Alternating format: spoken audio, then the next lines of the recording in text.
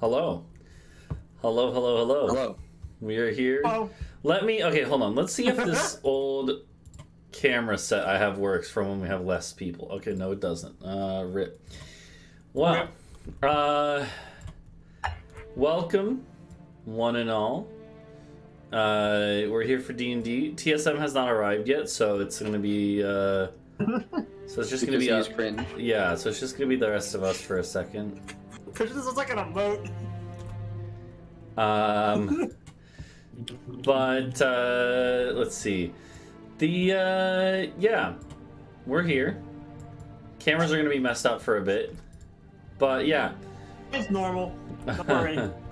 So, oh wait. Yeah. Okay. There's Britsha. Nice. Okay, Britsha. So yeah, no, you're good. So let's see, and we don't have Helios. Okay, that's fine. I'll figure it out.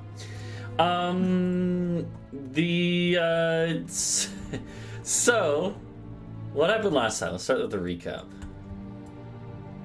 I don't know where we began, but I know we were followed by lizard men who we contemplated killing, but didn't, luckily, because it turns out they were something. In cahoots is the one way to say it, but that's a stupid saying and I hate it. But they were working with Talvo's spies. Yeah, or Talvo's informants had found them and then like worked together, yeah. Yes. And they, in exchange for helping them, like, get rid of, dispose of the Dragon Elf war party going to attack Casaria, they would consider helping us in our ventures in Falayan, I believe was the agreement. Well, the agreement that we didn't make. Yeah, you guys were like, hold on, we're gonna go to Falayan first. Yeah, turns out that was a mistake, because Helios? Oh, right? Got a sending message from... Let me... Oh, yeah, you know what? I don't know what's... I think my internet is just bad right now. It's okay. So I'm gonna... not show your cameras. Yeah, that's fair. It has less bandwidth. Yeah. Well, so like to expand on a little more though, you guys had like they had this big party, this big celebration, which was not necessarily for you guys, but you guys were definitely like guests of honor because basically they were like having like a war council the next day that you guys attended. Well, they had a big party the night before, basically because like they were contemplating like we might have to go like fucking fight a dragon. And then you guys decided basically like we're gonna go to Falayan first, and they were like, okay, that's cool. We'll wait for you guys to like finish your business. And then, yeah, as you were saying, Duncan. Yeah. Then, I believe Helios got a sending message from. Oh yeah, it is. You're right. It is several days later. Helios gets a sending message from Issa, one of the lizard men that he shared some magical knowledge with. Yeah, lizard lady. Lizard. Yeah, did I say? Yeah, lizard woman. Lizard lady. No, that's how respect. She said, "We are dying, dear God, please help. The dragon is attacking." And we're like, "That sucks." We didn't say anything because we can't get back there. We used our castle teleport, which only recharges every blue moon. Every moon, one of the moons.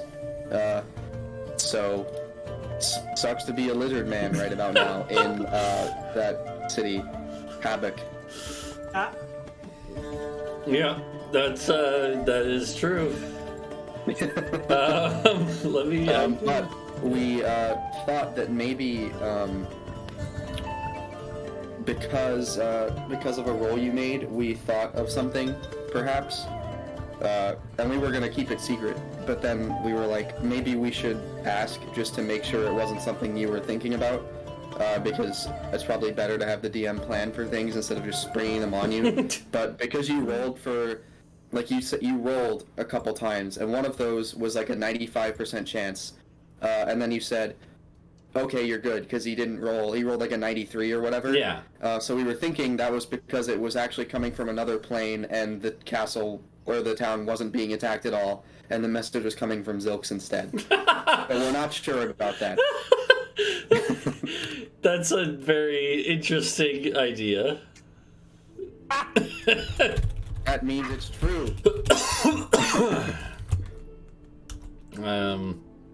I can either confirm nor deny this. These allegations. Yeah. It's like an emote generator. An emote generator? You can just clip this at any time and just be like... True. Anyway, so, for all we know, the castle, or the... I don't know why I keep saying castle. Havoc is being decimated by Kasaria right about now, which is very ungood, and in fact bad. Nope. Mm-hmm. Usually, yeah. Yeah, so this was several days later. You guys were already now in the... Oh, hello. Hello there.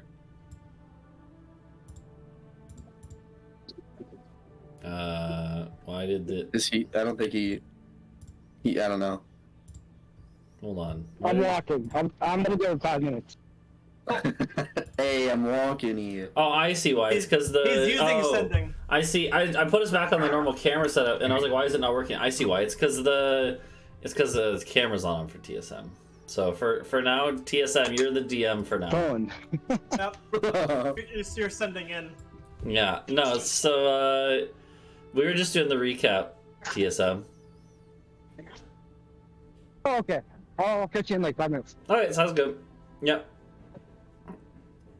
All right, so the deal is, you guys are now in the vicinity of Falayan, and you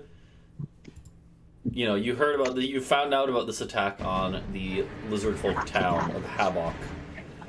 But what is the plan? Are you just going to continue on to Falayan?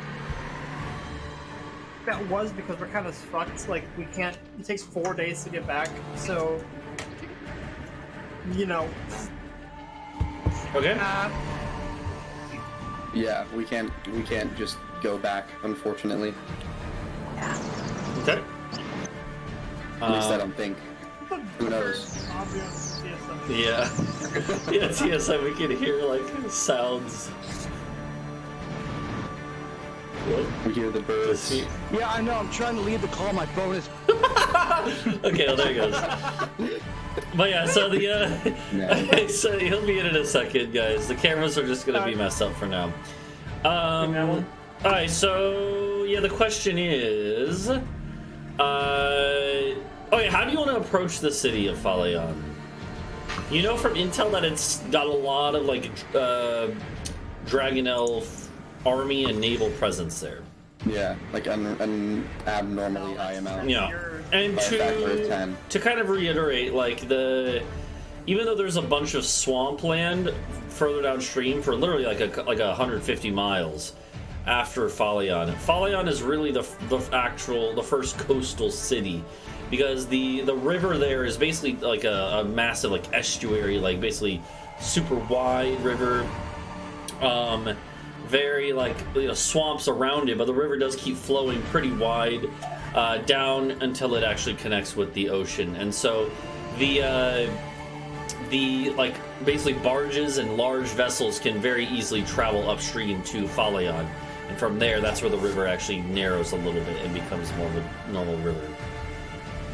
So Falayan itself basically has like a large like bay, like harbor area and stuff like that. Okay. So what do you guys? I mean, obviously we shouldn't just barge in. How much do you know about Dragon Elf armies? I don't know. How much do I know? You know a bit. Like you know, generally, I mean, so that's the thing. Like you're the order that you were like a part of, basically. They are not really connected to the main dragon elf thing. They basically kind of go do their own thing in honor, in the name of the Great Purple Dragon. Yeah. But they are fairly independent, right? It'd be like a, you know, it'd be like a group, like I'm trying to think. Okay, like, as opposed to like the U.S. military, it would be like a church sending a bunch of missionaries to do like Peace Corps. Well, not really the yeah, Peace Corps. exactly, like a Peace Corps. Except also they do like warfare stuff too. So like a Peace Corps, but also mercenaries. That's basically what you were part of. So it had no real connection to the Dragon Elf's empire, and since they're a theocracy, it didn't have any direct connection to their theocratic parts either. It just was modeled after it in a lot of ways. Okay. So you don't necessarily know. You haven't actually probably ever directly interacted with a large Dragon Elf army. But you can imagine that generally they are probably subservient in the end to like they probably have generals and stuff, but then they also have like war priests who are kind of the main leaders. Just like the Empire, the Dragon Elf Empire as a whole is largely, there is an emperor, right? It is like technically a nobility-based society, but the nobility pretty much bows to the theocratic elements, the priests of the Great Purple Dragon. Okay.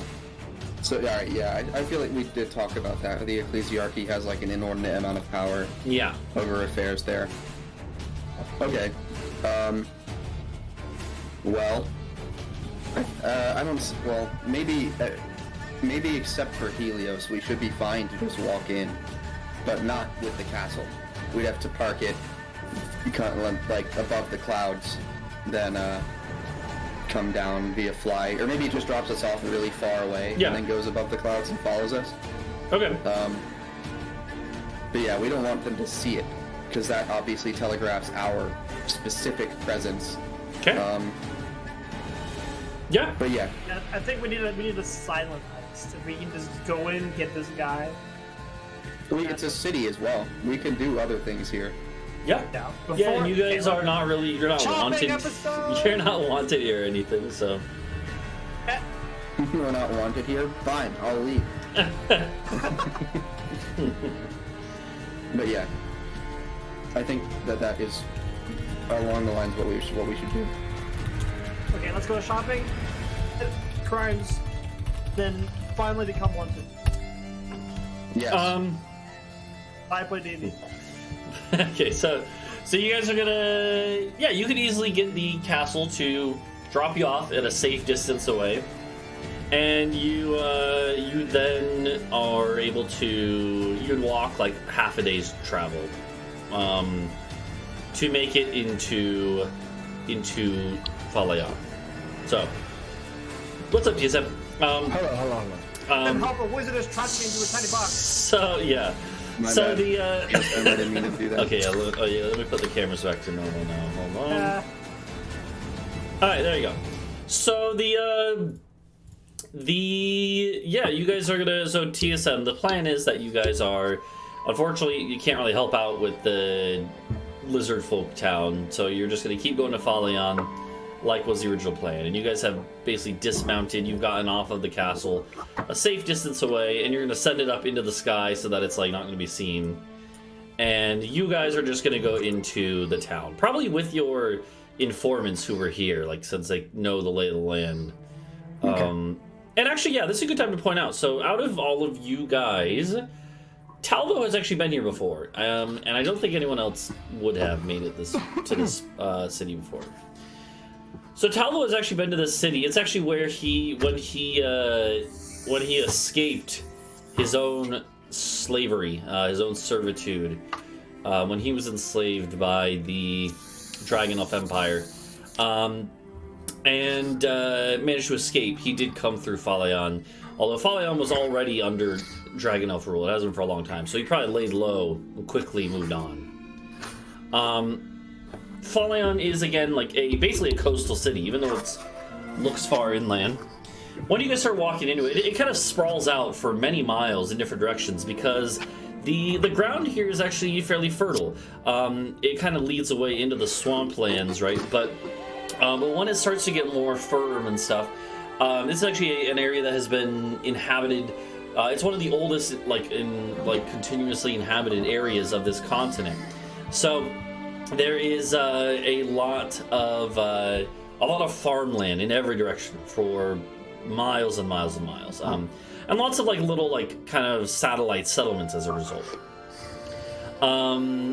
As you guys are walking through, you can tell that the thing is, even though the dragon elves definitely don't really care for most of the other sentient races around here.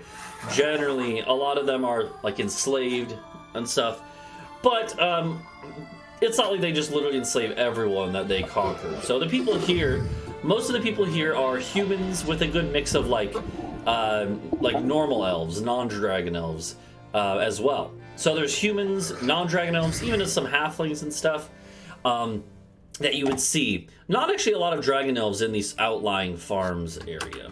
So as you start getting towards the city, you do see patrols of dragon elves.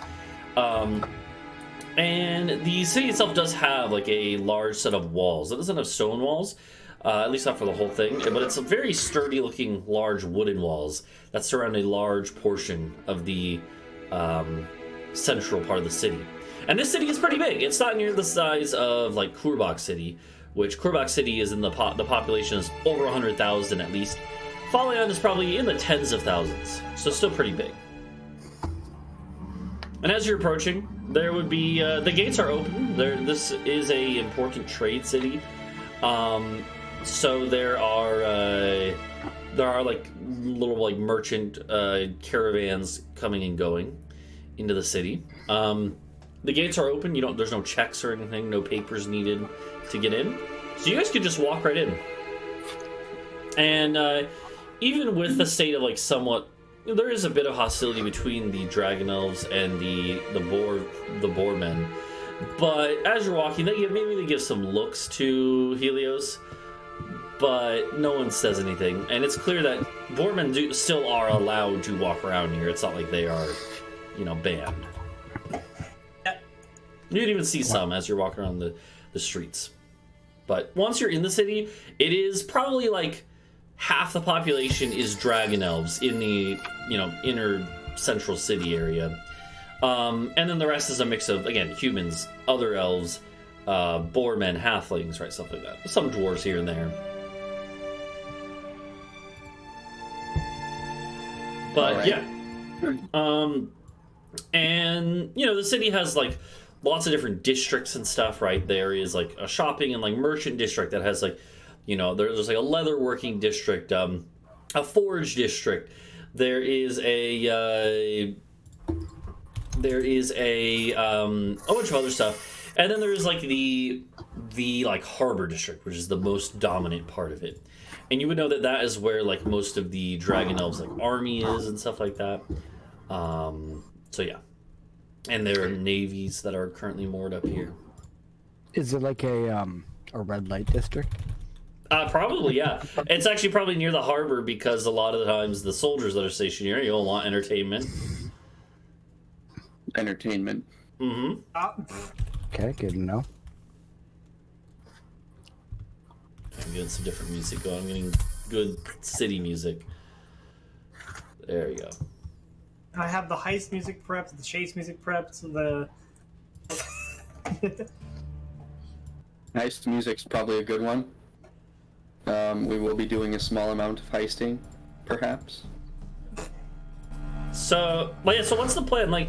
Your informant would tell you, TSM, your informant's, was it Keenan who was the one who was here, or is that from...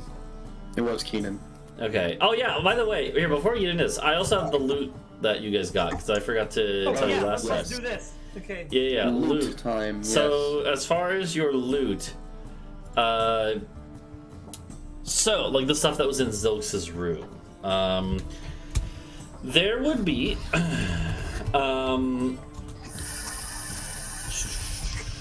probably, let me actually look at this. Alright, so there would be all in all, I mean, the biggest thing is the helm that you got. Obviously, that was part of it. Which is great. You guys should try it on. Then, It kind of rocked. Yeah. Yeah. Then there's a few like potions and a spell scroll. So there is a potion of supreme healing, which is like the most powerful healing potion. It heals a lot. There was a potion of flying. Basically, it casts the fly spell, but you don't have to have a caster for it. So you just chug it and then you can fly for like 10 minutes. Nice. So that's the thing. Then there is a spell scroll, which I believe, let me look at the spell. I know that it's on the cleric list, but it might also be on the bard list. Or maybe even the druid list. Hold on, let's check. Maybe the rogue No, list. it's only the cleric list. Okay. Yeah. So Maybe it's on the road list. it is a Fighter 6 list, there's a spell scroll of a 6th level spell which is Forbiddance. And Forbiddance is basically like a big ward that can cover a large area. So that is a warding spell. It seems like Holy basically shit. Zilx had that in case he needed to ward off someone. And maybe That- he I don't would have like used that. it against you guys, except that your attack happened very quickly. So there's also a bunch of money. There is 2,000 gold and 200 platinum, which is the same thing as 2,000 gold, but separate. So platinum coins are worth 10 gold each. But they're obviously, lighter, much easier to carry. But if you want to show off to someone, you flash a platinum coin, that shows your wealth. All right. Like for perspective, Like a platinum star to have for like the best good action possible. to put it in perspective, a platinum, like one platinum Limited coin, edition. one platinum coin is probably like the yearly wage of like a like laborer, like a farmer or something. They might make a little more. Not wait, yearly wage. Okay, yeah, because you would have. You probably Like a silver coin a day, right? like a low skill like laborer makes about a silver a day. So It's not. 360 silver no, is 30 gold, right? It's not a contest, Yeah. Helios. So I don't 3 know. platinum We're would on be the good. same team. I don't know why you need to go over my head like that. Fair. So yeah, to put in perspective, 3 or 4 platinum would pay a farmer's yearly like wage, or a farm hand at the least. Maybe the Just farmer. like, give like a couple out to people to make their day. Yeah. So anyways, you guys you have this The Falayan. with this money? Are you just gonna split up the costs, or are you gonna? Hey guys. Oh, I was just gonna put it all into the castle fund. Okay, sounds good. So that's most Does of that it. work? However, there is one other thing that was found in Zilx's bedside chamber, or to bedside table. Sorry, Don't wanna know in his that. chamber, Yeah. in his bedside, like end table. There was inside of it. There was actually a little safe, like a little not really safe, but like a little lockbox, right? And you were able to open it no problem. You had plenty of time. That wasn't an issue. But inside of this little lockbox was a gemstone.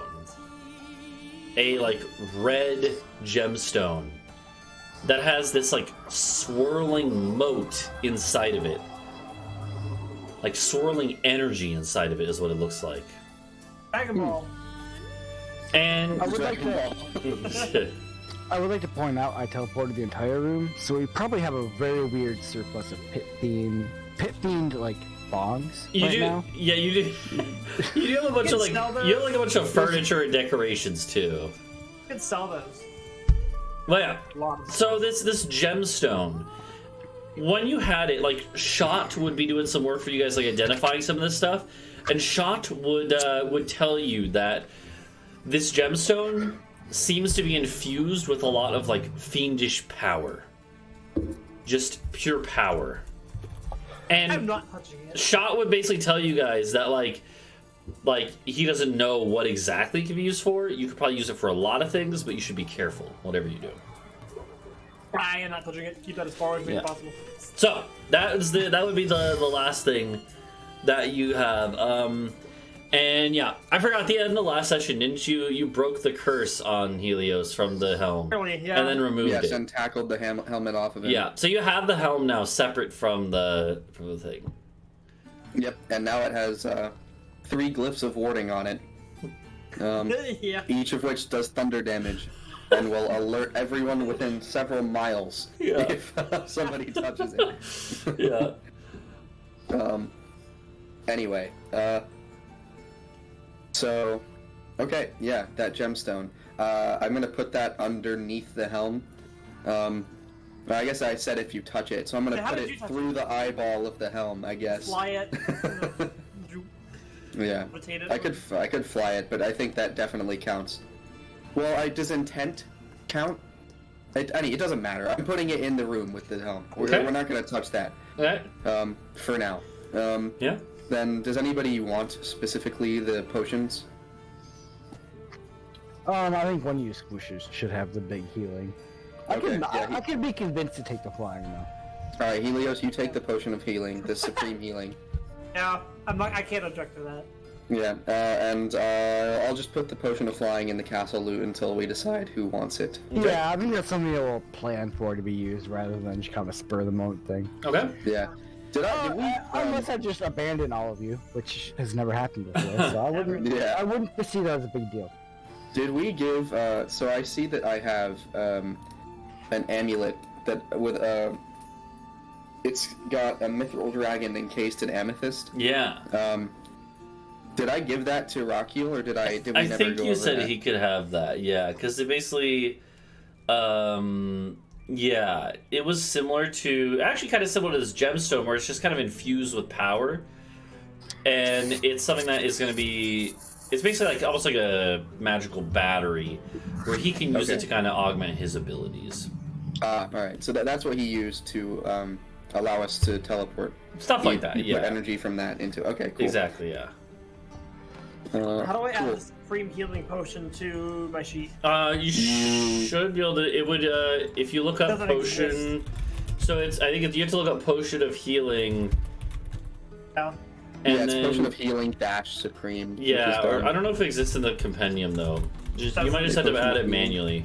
Oh yeah, no, it doesn't. I'll You will add have the to add it. potion and then adjust it. Yeah. Alright, so yeah. So also, I guess Britsha, if you want to make your camera big again, just so we can see your reactions to things. It's George Britsha reaction. okay. There you go. Yeah. So you guys are entering the For a city live now. Britsha reaction. So yeah. So skipping forward again, when you guys are entering the city, your informant would have told you, TSM, would have told Talvo and the rest of you, I guess, that like Aya is actually granted a good bit of leeway, since he is kind of like a helmsman. Even though he is enslaved, he's in servitude. He is actually allowed to like go to a specific tavern that's right on the edge of the harbor, next to all like where the military stuff is, the barracks and the slave quarters. And he even gets like a very small wage, right? That he can spend on drinks. So you would know that you can, if you like use sending and send a message to him, you could probably get him to meet you at a tavern, which would be, less conspicuous than going to like the slave quarters. Okay. I mean, I guess I would just propose that to everyone else, and that seems pretty reasonable, right?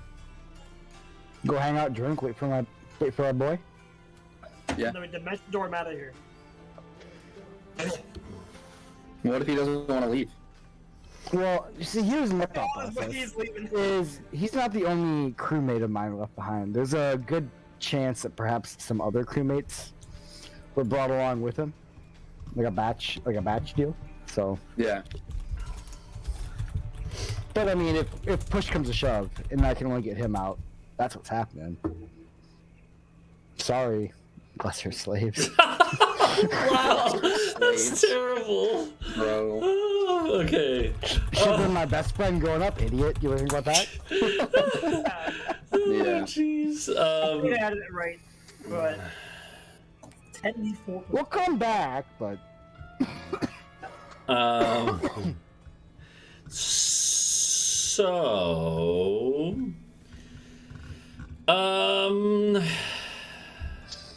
hold on, I'm just looking at something. Okay, so yeah, okay, so you're gonna go over to like the tavern. Basically, you're gonna use sending, like have Helios send him a message, be like, "Hey, come to the tavern if you can." Yeah. Okay.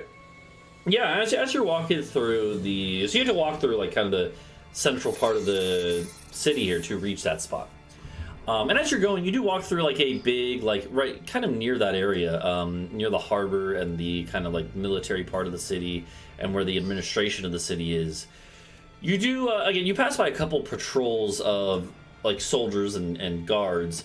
The soldiers, it's very clear, like, again, it seems like they're basically patrolling because there's not much to do right now. There's a pretty big military force accrued here, more than normal, because they're planning on going on a campaign, basically, and this is their base. So you see quite a few like soldiers just kind of milling about, and then you see a bunch of dragon elves that are clearly off-duty soldiers, like drinking and spending money, you know. There is, as you guys enter like a large plaza, again near the center of this all, you see quite a big crowd gathered off to one side, or actually near the center of the town, or the town hall, the town square here. And it becomes very clear why. There is a pyre with what looks to be a unfortunate victim on it. There's like a stage next to it, and there's clearly a priest of the religious order of the Dragon Elves, yelling out to the townsfolk. And as you are entering this area, you hear him in the process of kind of like listing out a list of grievances, basically, or offenses. Sorry, there's not actually one. There's three pyres. Each with a human on them, and like executioners with torches ready to throw into oil-covered logs below. And you kind of come into the middle of this, and you hear this dragon elf priest preaching, or yelling out, and basically saying, and you get the gist of it. He's basically saying like, these foreigners come into our city, and they dare besmirch the name of our savior, of our Lord, the Great Purple Dragon. They speak their blasphemy in our lands, in lands that have always been our lands. And they think they can get away with it. Well, even foreigners, even with their own gods, their own religions, they cannot come here and defile our rituals and our practices. And it goes on. You basically get the idea. It seems like, looking at these guys, they've been tattered and beaten up already, it looks like. But these guys who are about to get burnt at the stake are probably, it looks like, merchants, like just kind of middling merchants who were visiting and, well, it sounds like basically muttered something afoul of the religion here. I shed no tears for capitalists. Let's be on our way.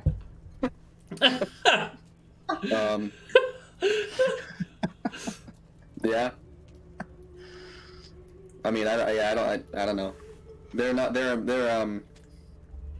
So what's the relation between the Order of the Scale and the Ecclesiarchy? The Order of the Scale being your order? Yeah. Yeah, it's basically one of like the Order of the Dragon maybe sometimes will work with them, but they do their own thing for the most part. Yeah, okay. Yeah, I remember you said Peace Corps. I just didn't, that was with the military analogy. You said so it's not the Order of the Scale, it's the Order of the Dragon? So also the Order of the Scale is your order, right? And that's basically different than the Order of the Dragon. And the Order of the Dragon is basically just the name of the overall church and religious organization in the Dragon Elf Empire. The Order of the Scale is basically like a reference to that, right? Kind of like an offshoot. Okay. Yeah, no, I got more important shit to do than to save a bunch of capitalists. Okay. Sounds good. So you guys are just kind of like walking by, and to be fair, there's a big crowd of people, and also quite a few guards and soldiers at the front, holding back the crowd. You can notice, like, looking at the crowd, most of the people pretty like indifferent. Like some people looking on kind of out of morbid curiosity, and then there is definitely at the front of the crowd several dozen, if not maybe a couple hundred, dragon elves who are like just leering and just like basically like booing and very hyped for the death of these blasphemers. So a mix of kind of different onlookers or perspective from the onlookers. There are even a couple like locals, like as in non-dragon elves, like a couple humans who are like cheering for the death of these people. So clearly the Order of the Dragon has its hold in non-dragon elves here too, to some extent. So and yeah, so yeah, you probably all like wince and look away as the guy finishes his tirade, the priest, and then flames are flung onto these pyres and ignite these poor souls. You probably just hurry on your way, I imagine. Sounds like, right? Well, I don't say we hurry. I think we just keep going at the rate we were going. Okay. Yeah. Yeah. Bad, but yeah, capitalism. So. Yeah, and yeah, you continue on until you reach this this tavern. Oh god, I need a name for this tavern. Hold on. It's gonna be called The Griffin's Talon. That's too regal. This is like a dive bar. Dragon. This is like a seedy dive bar. This is called the Swampy Sewer. Dragon D's Tavern. It's the Swampy Sewer. Which is kind of purposely supposed to be kind of like abrasive, and when you look at it, yeah, this looks like the place. It's pretty like run down and pretty seedy. This is pretty much where all like the sailors go when they want the cheapest drink you can find, you know. And it is again also, it's right next to where like all of the barracks and slave quarters are. So there's a lot of like soldiers in here too, it looks like. But yeah, you guys can walk in, grab a table. There's some looks that are tossed your way as you walk in, but no one, you know, people size you up and they're like, yeah, we don't want to mess with them. What the hell is that? A gelatinous cube? And they, you could have some drinks brought to you. The drinks here, super cheap. Literally, it's like 1 copper per like massive mug of ale. So, Ask if they have any fire whiskey. the barmaid or barman, I'm not sure what it would be. They would be like, they'd be like, we don't have any of that actually. You probably have to go to a different establishment, but we do have our own locally brewed drink, distilled in the swamplands out south of here. Take one. Yep, I'll take one too. Okay. I think we'll all have one. And yeah, you guys look at it, and it's basically moonshine, right? It's like they basically took like sugar cane or something and like fermented and distilled it down. So you get brought this like moonshine, and you start drinking. Yeah, I need Constitution saves. Yeah. Okay. Adau and Talvo, they managed to handle it. It certainly is very strong. Helios, you drink it, you're like, oh god, and you just start heaving. What about Bree? Is Bree gonna have any of the moonshine? Well, Bree doesn't drink. Okay, but she'll give it to Funkus. I was gonna say Funkus is probably like, yo, he's like, yo, give me some, like motioning. Yeah, he'll. I think rats have like a decent con save. So here, let's see. Historically, I believe I've been outdrank by this rat. Okay, he fails this one though. Funkus drinks it. He goes, and he literally goes like, and then passes out. He literally passes out from one sip. And he's fine. He's just knocked out. And Bunkus will, you know, like watch over him. So as you guys do this, you probably are waiting here for about an hour until finally, Talvo, you see someone you recognize walk into the place. And yeah. Is it my man Yaya? It's Aya, right? Or yeah, Okay. Aya Yaya, because your last name is Yaya or whatever. So yeah, it's Aya Yaya. So Aya does walk in, and you notice Talvo when he sees you, and there's probably an urge for you to like jump up and like hug him because it's been a while. Yeah. But he like if he sees you do that, he'll like motion like basically like stay there. Yeah, no. Instantly, there would be a connection where we would lock eyes, and I would probably start up, and he'd probably be like, Yeah, he would just give you in fact, he would even use like thieves' can to basically give you a hand signal, being like, you know, stay calm. He would walk over to the bar first, and the bartender, the guy working the bar, seems to recognize him as like, the usual, and Aya nods, and he plays it cool. He waits like maybe 30 seconds with his drink, then he'll walk over, and he'll literally just take a seat next to you, Talvo. And I might have something to do with that, maybe, with the regalia and the shield. Yeah, so as he sits down, he does give you a smile, Talvo. But then he just whispers over and he's like, "I'm sorry, but we have to be cautious."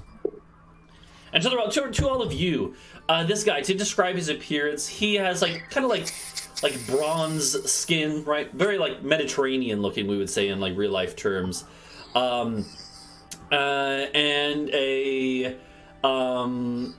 he's not like, again, a lot of the like slaves that are taken by the dragon elves are not literally put in like manacles and stuff. He has no like obvious signs about that. He might have like a brand or something on like his shoulder, and it is visible.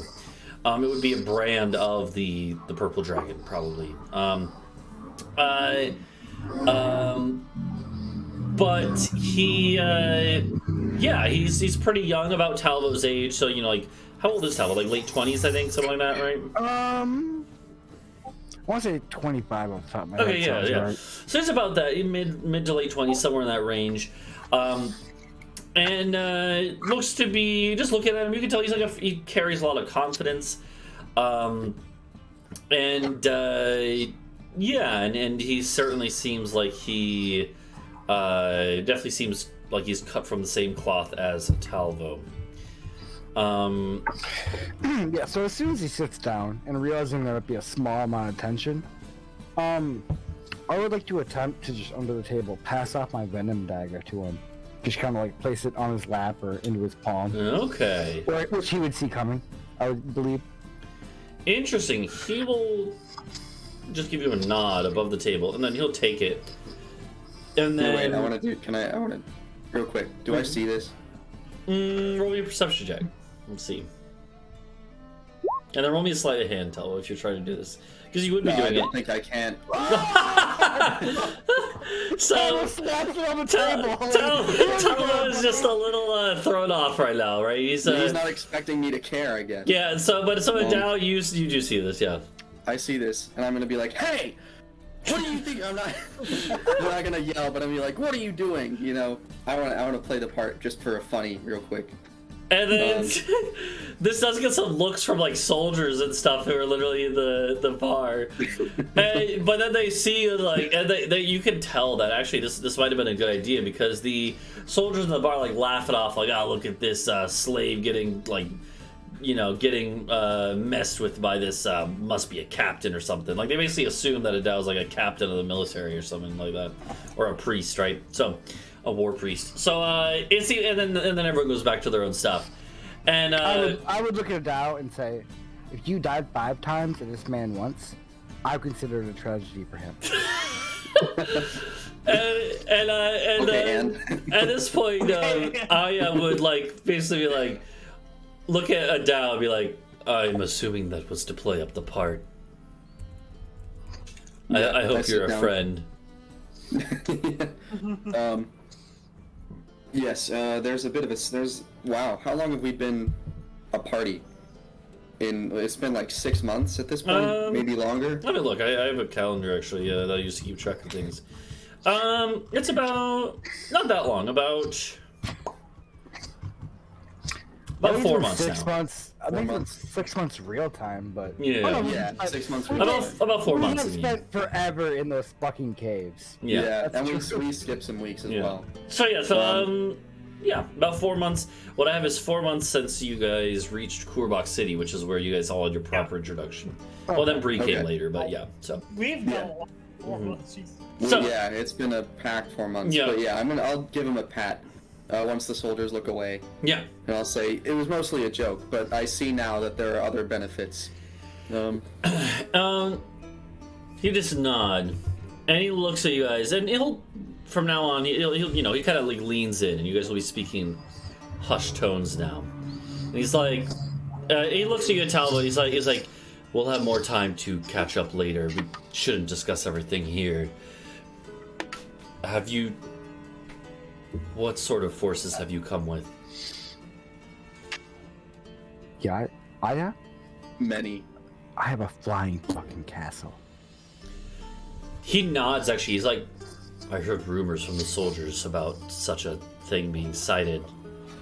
Well, A punching bag. I remember my grandparents telling me tales about how they once saw a flying castle. Well, that was back in the old world where we're from. Is it just you on the ship, or are there others from our crew? 2 others.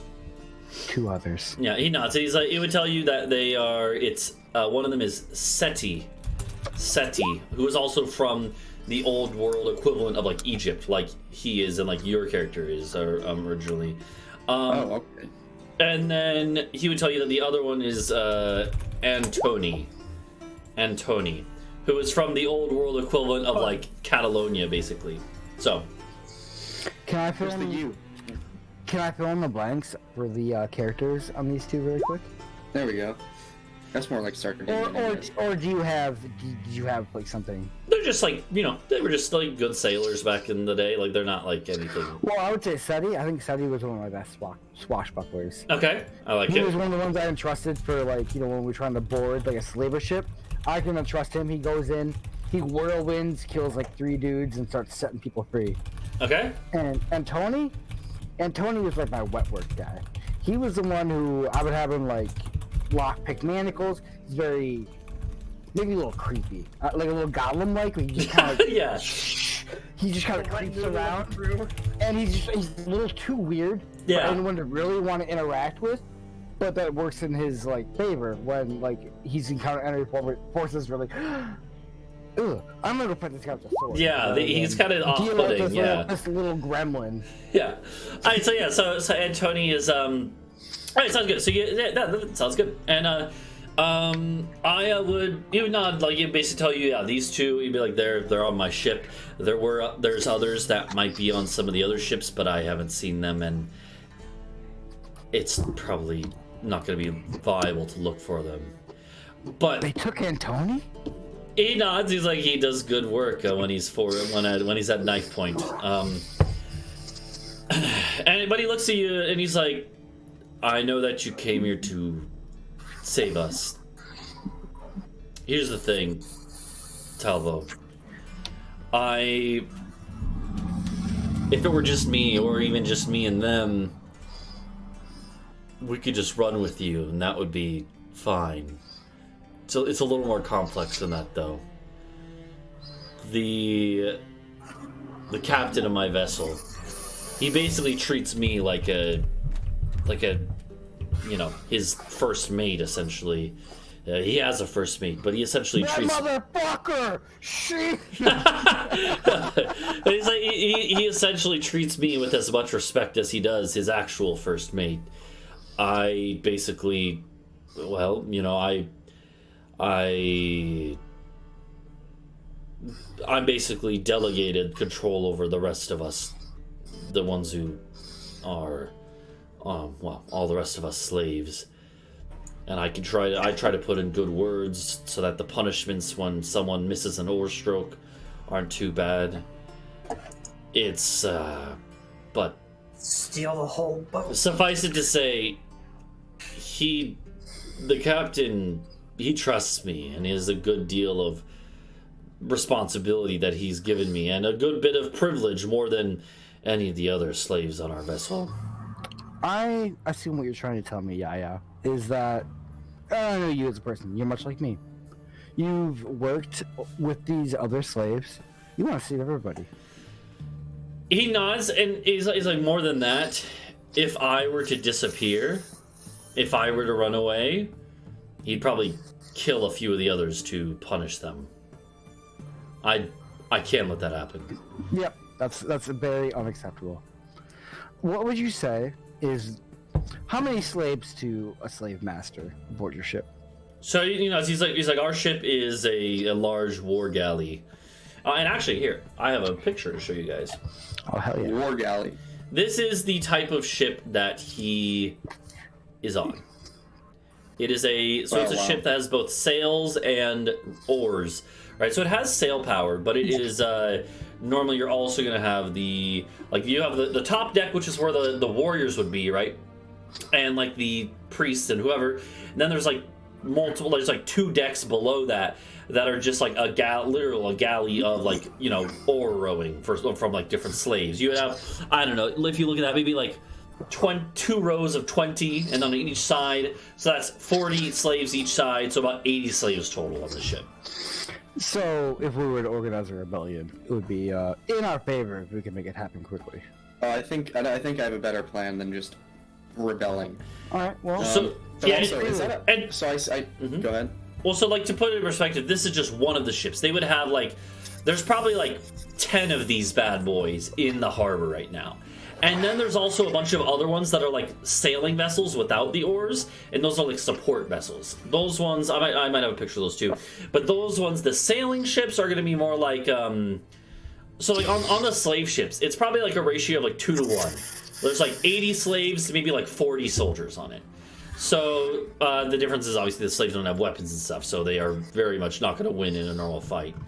And they are all chained up to each other when they're doing their work on the ship, right? I'm on the wrong thing.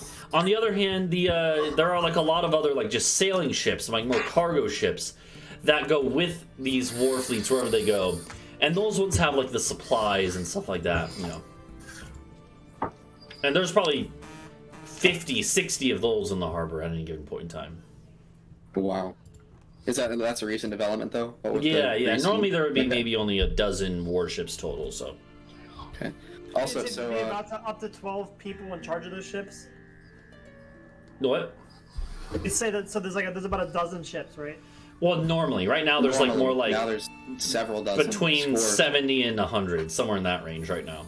Damn. Okay, back to the drawing. However, they're all docked up in like this little like bay area, right? They're not spread out.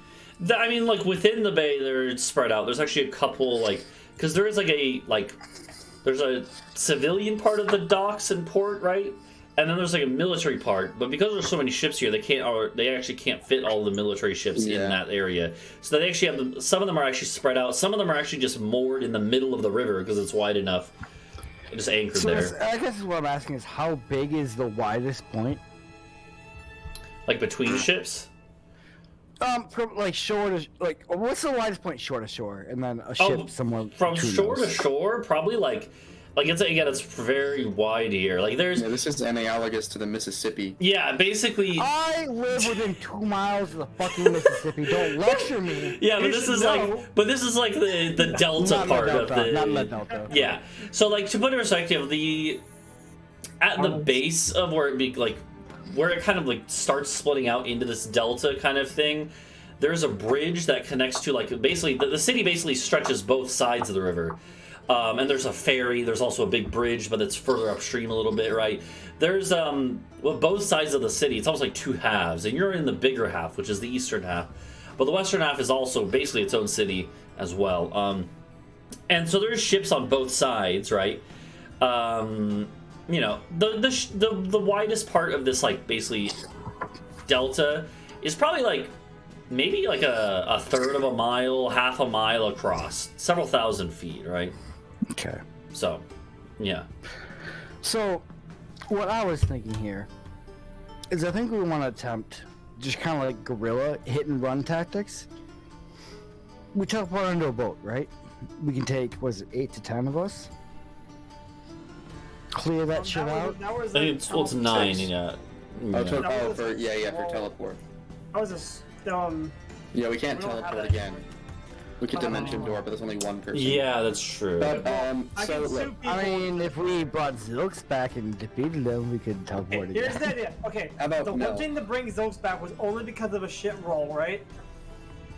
What do you mean? What if we Oh. so like okay, so in character, what if we're like, okay, let's try to put the hat back on, use it, and then as soon as they start talking funny about Zilks, someone just takes it off again. if anyone touches the helmet, they they die. Just They undo don't that. die, but that. oh yeah, I could dispel it. However, So no. we tactically have like, okay, if you start talking about Zilks, rip the hat Well, off. that was something that happened no matter what. There wasn't a rule for that. Oh, I thought that was one of the rules. Okay. No. I Yeah, don't- it's a cursed item. You just yeah, you it's, can't. it's just cursed. Okay. Yeah, So okay, one so- person puts it on, but then they have to do the thing to bring Zilks back. Yeah, or you can't use any of the spells. So you have to kill Zilks first. You don't just have to bring him back. Well, actually, Yeah. you know what? Once he gets back, then maybe it'll be like, never mind, you don't have to kill him. In You fact, don't you don't know. want to Yeah, kill to him. be fair, you don't know. He's your best friend. I yeah. do believe the compulsion was to just resummon Zilks. Oh, it was to Yeah, but we don't know if I wanted there's to kill anything him else to the myself. curse. I could Because take. Identify doesn't tell you about curses, it just tells you it's cursed. So, alright, I have a couple things. One, I see the Cairo on that ship, and I don't think the Dragon Elves use that, so what is that? Is that Byzantine, or is it, like... No, yeah, that's just a picture I found that was the closest. Okay, that's because that's a cool picture. Anyway, that's not why, that's a minor thing. I also know that. Yeah, the second thing, No. you're... Guys, Dragon Elf. Right here. I've got the shield. In fact, it's a shield that is actually has some weight in the minds of the Dragon Elf soldiery. We also have a bunch of humans with us. Some Dragon Elves. We could dress up. And elves. We don't even need. Fuck the humans. We'll just use the elves and the Dragon Elves. Give some scales to the elves, and then we'll just walk aboard the ship and be like, "You're relieved of duty. Get out," and then we'll just leave. Could go wrong. Okay, well, I think a similar amount of things could go wrong to setting the harbor ablaze. You know? Okay. I don't dislike that plan. But, I almost feel like I need to see how these ships are, like, actually harbored. Yes, agreed.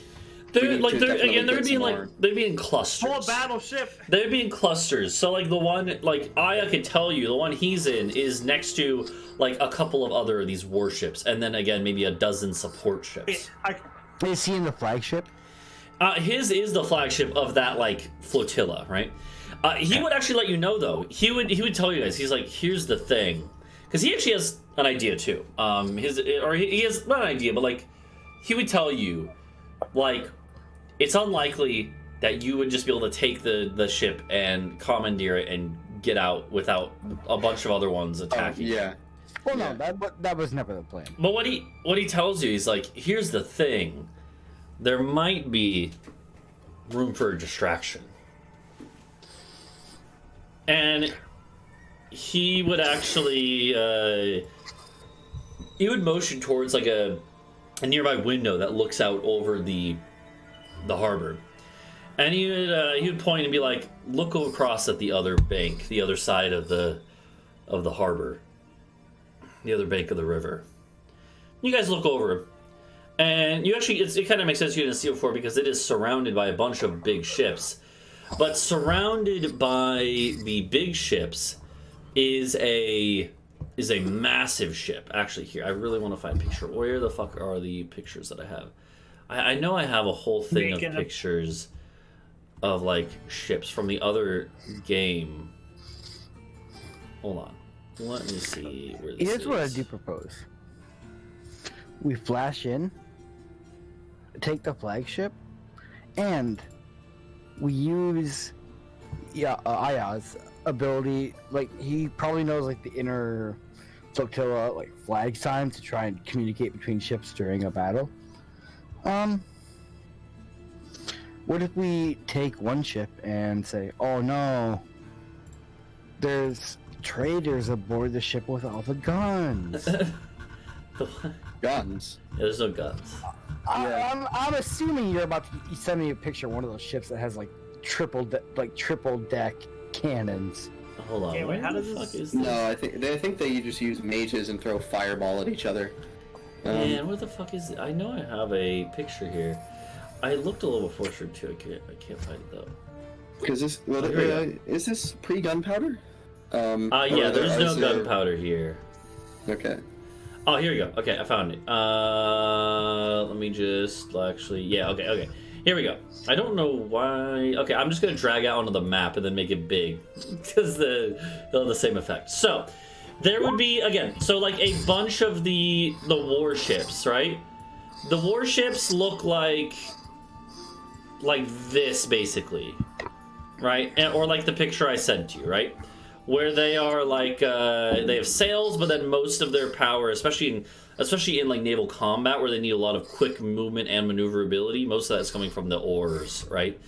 And then like a smaller one would look like this, where it wouldn't have like the cabin at the back of the thing, right? It would just have a cover, and it would be a little smaller, right?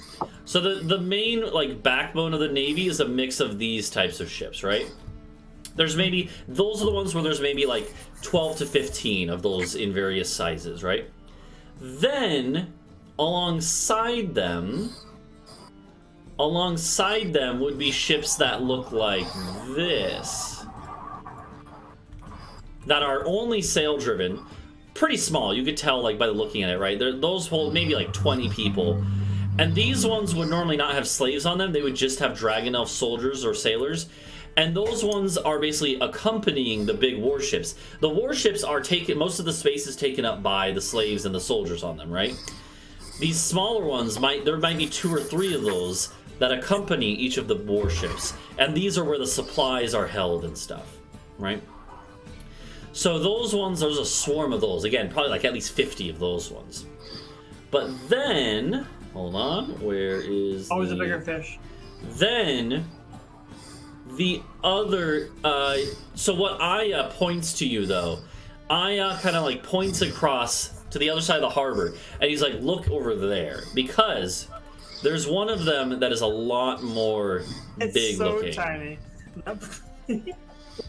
It's kind of hard to see exactly how big it is, so here's like another example of like a figurine version of literally actually this. Oh god, hold on. Oh jeez. What's your reaction? There we go.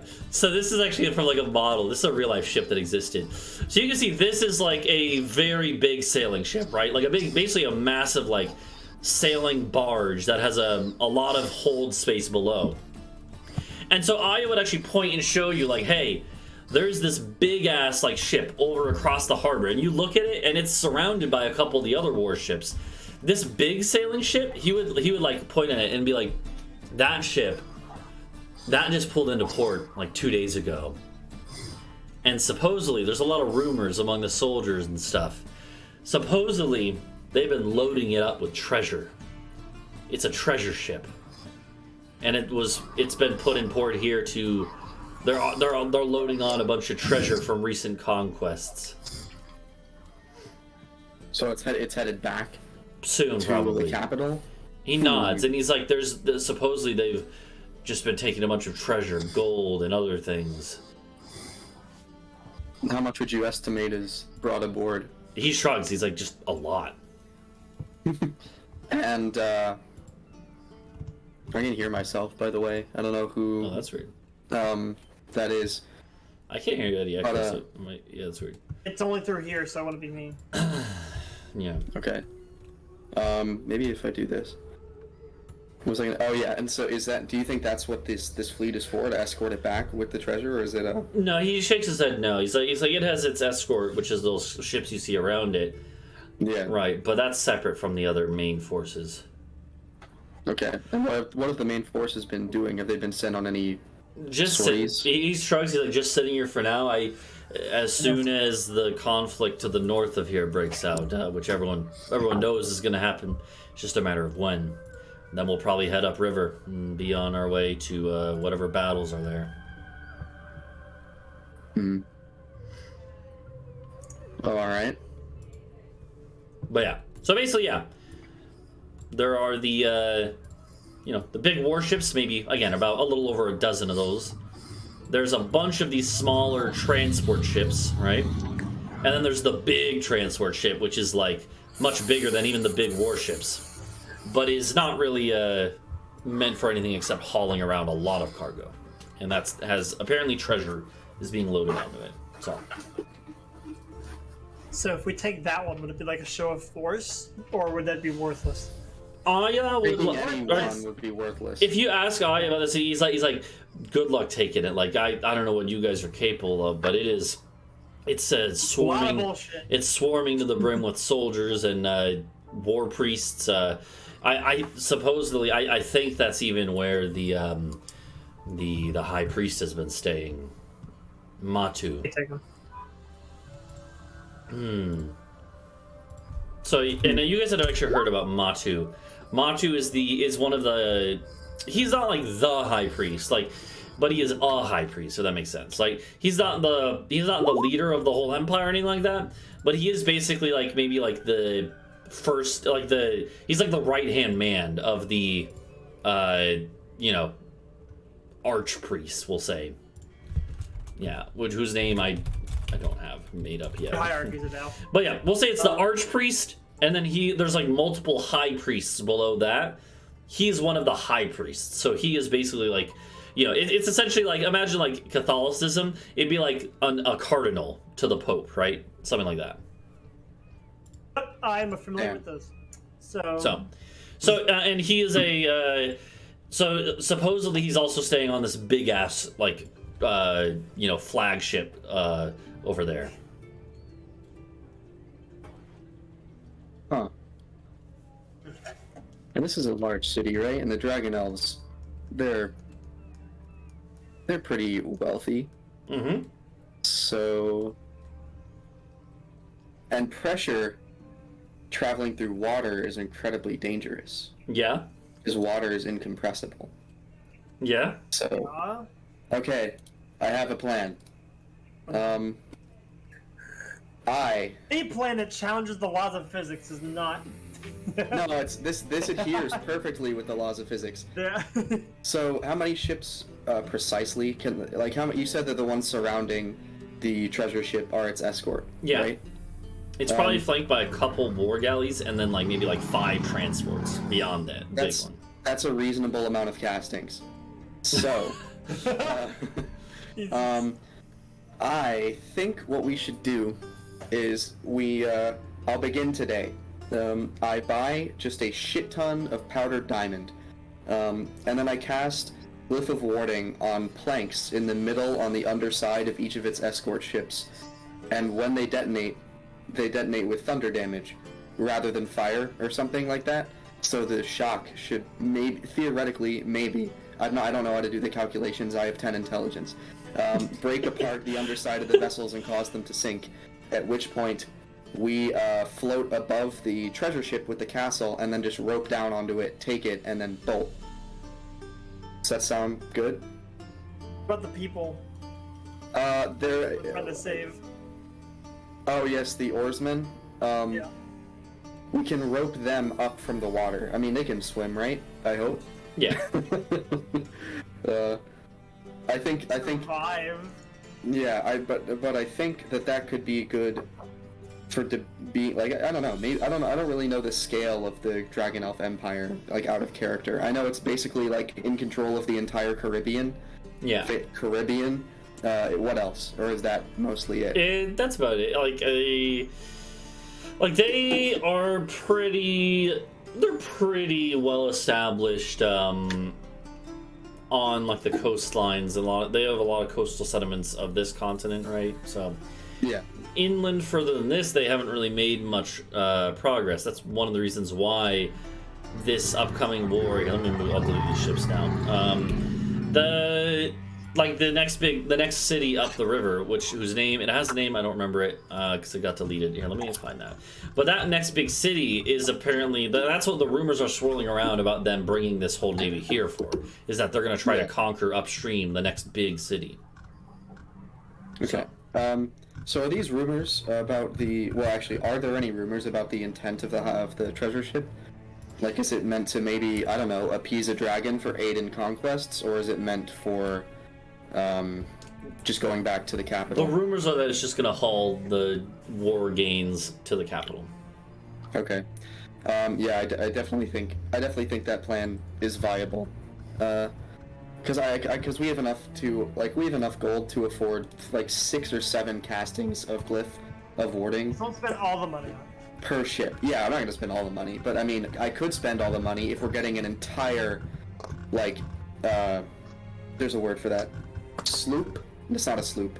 What is that kind of ship? What would you call that? Well, which one? The flagship. It'd be like a galleon, which is different from a galley. I didn't want to say galleon. Yeah, galleon, very different from a galley. Yeah.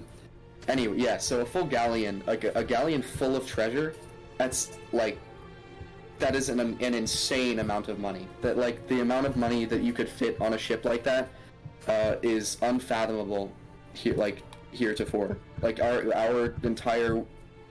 all the money we have gained and spent on this adventure would probably be nothing comparatively. Not to say that, you know, maybe they aren't splitting it up amongst the escort ships. If they were smart, they would do that, but they're also arrogant, so maybe they wouldn't. Anyway, I think that we could spend all the gold and then break even and then some if we were to successfully capture the ship. But I'm not going to spend all the gold because I like having money in the bank. But yeah, what do you think of the plan in general, all three of you? I just worry about being able to save the people that we're trying to save in the process. Well, good plan to take down ships. I can also control water and then bring them up to the castle. Just in general. Because, like, that's one of the spells where, I mean, I don't know. Because I could do another Boarman. If we lower the castle into the water, it shouldn't take damage. You wouldn't be able to swim up because you'd have to climb while soaking wet up a, like, negative incline. Which I mean, maybe it's possible if you're insane and a rogue and or monk. The Spider-Man outfit, yeah. Yeah, but otherwise, we'd be in control of who comes up and who doesn't. And if somebody comes up that needs to be subdued, I think we could probably handle it. Yeah. So I think it's definitely possible to save the people and get the treasure. And I mean, what if we maybe grabbed a couple ships? You know, throw a lasso over their main mast, throw a spear into their hull, snag them, and then just float away with them in the air? I don't know if that abides by the laws of physics, but That's it's like flying castle. We can lift up a ship. Is there a maximum like weight capacity of the castle that I've been made aware of? No, there is not. I just mean, like, if Superman tried to actually pick up a plane, he would just punch right through the hull of it. But maybe it doesn't matter because the crystal, like poetry said, if we add onto it quickly, a lot of force slowly. A lot of force in 3 or 4 planks of wood, not so. But anyway, I was gonna say, poetry said if we were to build additions to the castle, they would float and the balancing would not be affected. So maybe we would be able to lift up the castle. Maybe it follows those rules. I found the name, by the way. I found the name for the city that is going to be supposedly conquered or attacked. It's Taisha. What is the culture like? Like obviously we're in fake, not New Orleans, right? But yeah. What is the culture like going up this river? Because these names remind me of, like, the Middle East. Or maybe Algeria. You mean like what the etymology? Like yeah, how I came up with them? It has nothing to do with like necessarily the real life stuff, but it does come from real life names. So Taisha comes. I took that. Believe it or not, Taisha comes from the same real root word as Texas. So, anyways. Okay. Yeah. Cool. So. Synchronized. Yeah. And then some of them are made up, like Fluria. Fluria is just some different like Proto-Indo-European root words that I put together. Because the elves of my world, waters, right? the elves of my world basically speak Proto-Indo-European. Except nice. not. They speak it, but with some sound changes that I have a rough idea of. Okay. So, Cool. yeah. Anyways, so the and Falayan here. Let me tell you if just in case you're curious, Falayan. It comes from. I took it and then modified it from the Choctaw name for river. So that is from a Native American word. Ooh. Anyways, so, but then also modified to match the elves of my world spelling since they conquered it. So I try to think about that, like where did it come from, but also how's that been modified through conquest, right? So. Okay. Neat. Anyways. So, not that anyone, most of the people don't know that, right? Even in these cities, because it's just natural change. But yeah.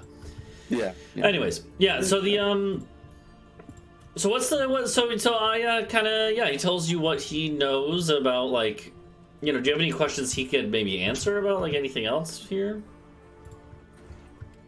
Like guards per ship, roughly.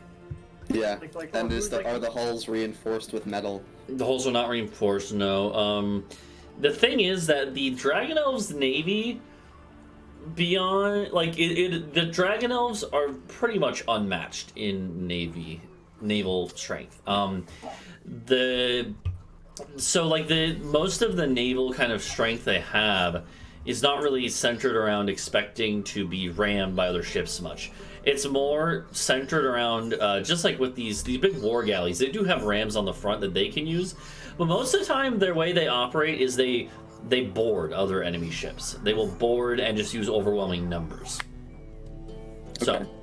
So they don't really have, their ships are not actually, they're very fancy looking, and they are quite formidable, but they don't really ever go up against very large, like, foreign navies that often at least. Okay. Also, I've had like a million years to ask Talvo about this, but I don't think, well, it would essentially just be asking you, what is like your home nation called? What is it like across the sea? I mean, it actually makes sense that would come up now because you're with two people from there instead of just one. Yeah. Yeah. Yeah, I mean, TSM, I don't think you know the name of the place, do you? Yeah, that's what I mean. So the name of so Talvo is from the Egypt equivalent of my world, and he could tell you more about his own part of that. But the place itself is called Nocthenia. No, I didn't know that because I speak Nocthenian. Yeah, exactly. Yeah, which Aya also Nice. speaks. Aya is Nocthenian as well. So, You have like a secret code language. With the and guards. again, this is like it's basically like Egypt equivalent. Yeah. And I forget what the time frame is with regards to the previous campaign. Not that my character would know anything about it, but like, what is life like over in Nocthenia? It's now? like it's like high Middle Ages.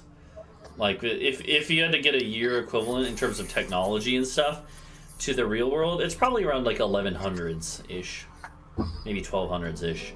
So like stuff like crossbows are pretty prevalent nowadays, right? There's not really much use of gunpowder though. There is some. In fact, Talvo probably actually remembers seeing when he was back in like the Middle Sea, which is the like Mediterranean equivalent of my world. He probably saw the great dwarven cannons. There are about 8 cannons known of in existence, and they're all controlled by the dwarves of that part of the world.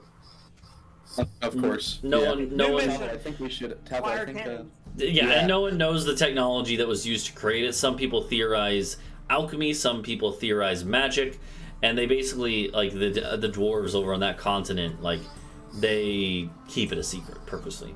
So It's really fucking good at their job. Yeah. they literally have like 20th level mages who guard that secret, right? Like it's Yep. yeah. It's our role by comparison, like your was. I mean, it's roughly the same, like technology-wise and stuff. So. Yeah. Yep. Oh, you said our world. I thought you Yeah, meant this real part of the life, world, and I was yeah. like, he said that. About 2020. Yeah. Okay. Yeah. Cool. All right. Neat. Yeah. So the Yeah, question just- with the guards. Oh yes, that The as well. guards, Like, yeah. how many Per per ship, How many yeah. per boat? So like when they're in port like this and off duty, they might have only about maybe a dozen actively guarding the ships. Each of the big warships. But supposedly the treasure ship, Let's see. the treasure flagship, supposedly has probably maybe like 20 guards around it, and also all the ships are very nearby to each other, as well as like the barracks and stuff. Like if the alarm is raised, you'll have soldiers running out to join the fray, like in the hundreds. So Okay. Interesting. yeah, That's why I think we should wait until they leave port. That way we'd be able to bring the castle down as well. If we wait for them to leave port and go through one of the waterways, we could just dunk the castle and displace Flush a them? shit ton of water and just kind of. Of the entire city. Well, Oh, that's we wouldn't have to do it in the city itself. I would say Yeah. they have to go up the waterway. We do it. at a part where it narrows or area. something. Yeah, exactly. The thing is, even at that point, even at the points where it narrows, the ships are going to be spread out enough because they don't want to collide with each other accidentally. Yeah, but like, what if we fire all of our ballista and drop a bunch of trees and cause a dam? I mean, you know. maybe. What if Bree river's- casts? how- What if Bree The- casts move Earth? The river doesn't Several narrow thousand that times. much. Like, Yes, yeah. We Could were you talking about this. geologically change the map? New river. Honestly, yeah. New river. like again, at this point where the delta is, it's like a couple thousand feet wide. The river is, or a few thousand feet.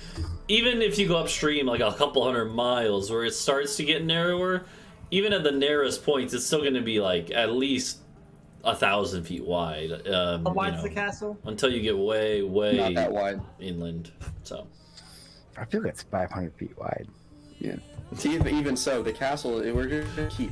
We're not that Get big. the We can- second castle. Yeah, or even then, like we'd have to, if we wanted to do anything substantive, we would have to like, we'd have to cast Move Earth several thousand times. yeah. And then, have a lot of course, as the river moves, it's taking away that sediment. Oh so shit. we'd have to. Sorry. I was looking at apparently the Mississippi is actually around 1 mile wide on average. Oh yeah. Oh my god. So that's actually probably more about the width it is at the delta. Alright, no more Google for you. So like yeah. So it's probably like very, very wide here at the entrance and where the harbor is. Yeah, we could build a chain. That's one way we could stop the ships from going. But that's an incredible investment of metal, and buying that much metal and building the towers would probably draw a lot of attention. Also, the treasure ship isn't going up the river; it's going out to sea. Yeah. Okay, well, you care about money. I care about people. People, We have yeah, different I'm into the priorities. Well, you think, bro? Oh, is your rationale we just buy more slaves if we had all the gold?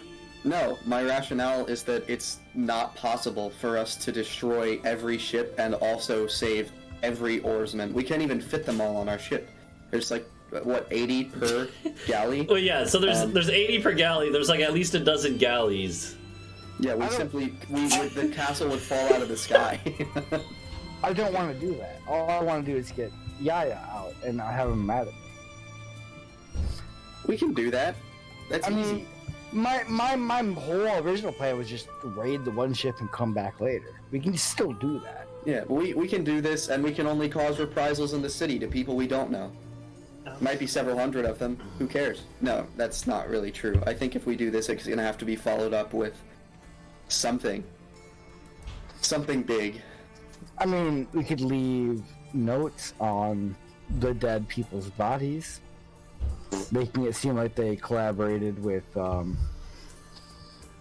my people in the city, make it seem like all big coup instead of just a hostile takeover. We could make a Yeah. public. Huh? Oh my god. I was gonna say we could. So we have like some of the Boarmen have died that were with us before, but we have probably a little over a dozen because we had 30 before. I think. So we could make a public display. We could just false flag is what I mean, where we publicly show the Boarmen raiding one of the ships, and then we take the treasure ship and we do that plan, and they just assume the Boarmen had something to do with it. Then, I don't know. I don't think the Dragon Elves aren't going to be able to march on Kurbak City. Kurbak himself would just obliterate hundreds of elves, right, in one fell swoop. That guy was pretty big. I'm not that big. He could. Yeah. Let's frame Kurbak. And not Seems feel the great. consequences of those Let's actions ask whatsoever. him first. I mean, Yeah, there's also plenty of Boarman tribes who just raid on their own. So True. Well, oh yeah, but there's no way. I don't think those individual tribes are going to be able to pull off something like this. It would have to be a nation state or a high-level group of adventurers, yeah. I mean, bad actors, if you will. What? Why don't we? convince Kurbak to be okay with it, because they're looking to come up this river and expand their sphere of influence that way. That's true. And that's Yeah. Why not? that's a little weirdly close to Kurbak City. Maybe Yeah. Kurbak would Yeah. rather not having a new faction up in his Yeah, grill. if they controlled this whole part of the river uncontested, that would leave them a lot of avenues to reach Boarman territory. So Yeah, a staging ground that close to the Kurbak's borders, I don't think is good. Yeah. There's one thing, we thought Kurbak would definitely say no to assisting us in raiding Falayan. He doesn't have the manpower or the boar power to do that. But, but marching a contingent all the way down here through hostile territory is one thing. Defending your own walled city of 100,000 is a complete different matter. So he might be more favorable to it. Yeah. Especially with the strategic goal of keeping Taisha out of Dragon Elf hands. Yeah. why don't we take a quick break while you guys think about this, because you do have some decisions to make. So, and also, I'm gonna go grab some food, so I'm hungry. Yes. So I gotta pee. let's real quick Oh take my a little God. break. 9 p.m. Yeah, we'll take a Fuck quick about little nothing. break here, and we'll continue discussing this after. So we'll be back For that. All right. in a few minutes.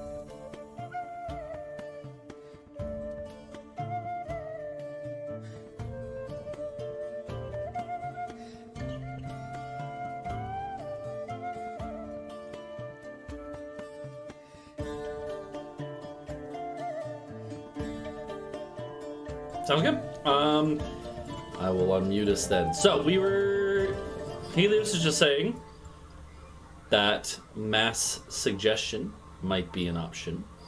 So you guys are discussing different ways of handling this situation. All right, so there's a couple things with that. All right, for one, sorry. For one, elves, all types of elves have resistance to charm effects. So it is less likely than it is for other creatures for them to fail a wisdom saving throw in that way. So elves are going to be more resistant to charm effects than other creatures. That is, they're not immune. They're not immune, but they are like twice as resistant. Is it just like a disadvantage roll or they have advantage, exactly, right? Okay. So, that's the first thing. I guess the good thing about mass suggestion, it is pretty powerful because it lasts for 24 hours. So you can tell if you do manage to get to work on a group of guards, you can ask them to go take a break or something, and they would do that. If you say go take a break for like the next 5 hours, they'll do it. Right? You can't ask them to do unreasonable things like kill themselves. You can't tell them to like impale themselves on their own spears. That's not going to work. But you can tell them to like do something that they normally would do, like go on break for an extended period of time in this case, right? So You're like, hey, tell your boss to release the slaves. But yeah, so Yeah. anyways, so it's possible that work again, depending on how the more elves you use it against, the less likely it is to work on all of them. Oh, but I guess if you were to say, well, no. Yeah, because this isn't on. I was gonna say, if you tell them to like take a break or something, if it was coming from someone who looked to be in a place of authority, maybe the ones who weren't suggested. Oh wait, but do they know if they fail or if they succeed? Well, they would like the way it would work for someone that is that like, what's the range on it? 50 feet. Yeah. And they have to hear me. And they have to be able to hear you, and there is a verbal and material component, so it'd be pretty obvious. Yeah, that's true. So that's kind of like the last ditch thing of like, oh, we're in a shitty situation. Let me just. Well, actually, wait, no. There's no somatic component. No, just verbal and material. So I guess the material would just be the instrument, right? You're going to be doing like a strum on your instrument, and then being like Alakazam. Yeah, right. If it was coming from like a dragon elf dressed up in dragon elf gear, and they say take a break, then maybe the ones who succeeded might be like, okay, go along with the ones who failed, but that we can't do that. Yeah. I could try to just walk up and panache like a commanding officer. Again, there are limits to what Panache can do. Yeah. Like in the context of like being charmed by an ability like that, if you succeed, they would take your requests in the most favorable way possible, right? That doesn't necessarily mean they're going to instantly give you all their possessions and be like, I am now your servant. But like, what if I pretend like my superior officer? Like, hey, let's do roll call, and then gather all the guys up for like a salute line. And... Again, like they might. Well, you'd have to find out how that would work. I can't tell you how they would react. Be like, hey, like we were sent in, like, but if you succeeded, let's just say they're not gonna instantly attack you probably if you succeed. Just an idea. So, what is the plan? I mean, Aya would tell you that like he doesn't think they're leaving at least for another few days, if not weeks. So, you have time. That's one thing you have on your side. Although obviously you can't go back to Habak, until you're done here. It sounds like so. Yeah, we could teleport Circle to Kurbak City though. Yeah. how do we get back? I'm sure Falayan has a teleport circle. Yeah, you have to learn it though. I have to learn it, which takes some time, I'm assuming. Let's find out. I believe you just have to see it and study it, but the thing is, they're not... Yeah, 1 minute. Yeah. They're not just gonna let anyone use it. Yeah. Right? The if there is a teleportation circle in this city, someone might have a private one. Like there are a couple like not magic shops, but like there's like an alchemist shop, and the alchemist has like some magical knowledge. They might have a personal one, but they're not going to let anyone use it. Then there's also like, you know, there is probably like at least one like a mage in town who is like an actual mage, a private mage. There was also probably one in the keep. There's like a small like keep. It's not a very imposing one because the swampy ground isn't very conducive to like building a large keep. But there's like a kind of, it's more like a squat like fort, but it does have like there's like a stone fort in the center, actually near where you guys are, towards like, you know, the barracks are right next to it and stuff like that, next to the harbor.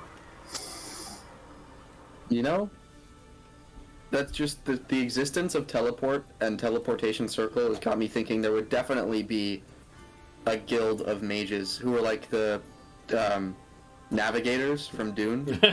Like, if you're a noble, you would absolutely just be like, yeah, yo, teleport me to Yanudu, you know, or teleport me to Fluria, and then in a couple weeks, I'll be back. You teleport me back, you know? Yeah. The thing is, I think teleportation in my world it's kind of like the Witcher. If you ever played the games or anything, like, there are, in general, mages in my world are like. There are plenty of people who have low-level magics, especially in this side of the world, actually, because of the fact that magic is kind of runs a little more wild here, right? There are, like, in the city of Falayan, there's probably, like, several hundred people who can cast a spell or two, right? But then it's like an exponential drop-off. It's an exponential drop-off as far as, like, higher-level magics, right? Like, at the higher end of, like, 15th level or higher mages, right? Between level, like, you know, 15th level and 20th level mages and sorcerers, wizards, whatever, there might be, like, one per kingdom area. And normally, because of the fact that there's such limited numbers, they normally all know each other, right? Or know of each other at the very least. They also normally network with each other, like, in other words, they're not going to normally, like, actively fight each other. And they kind of also generally are under the thumb, or at least working with, like, whatever kingdom is there. Because most of the time, that's how they get resources to be able to do all their stuff, right? So, most high-level wizards are not, like, free agents. Most high-level wizards are court wizards, right? Or at least cooperate with whatever king or emperor is in the area. True, okay.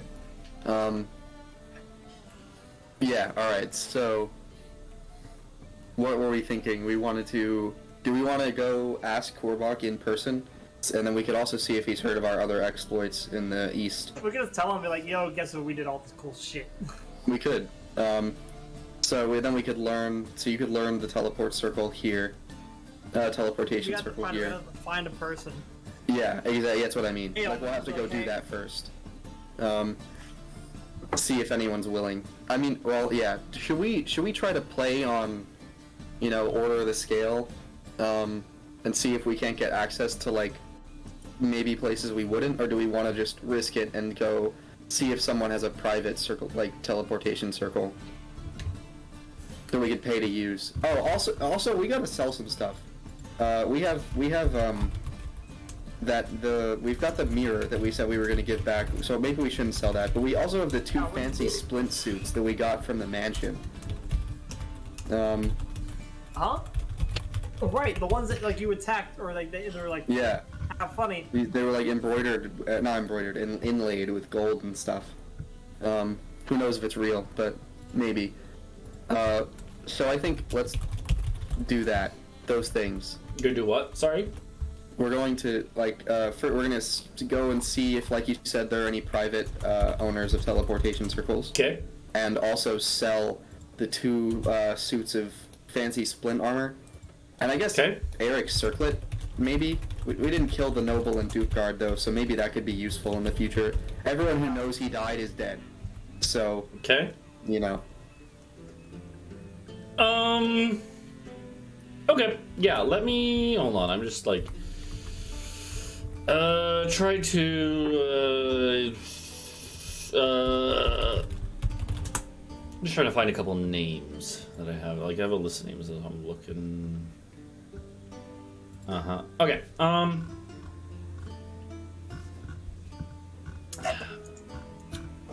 So. Okay. Sorry. Almost done. Almost done. Almost.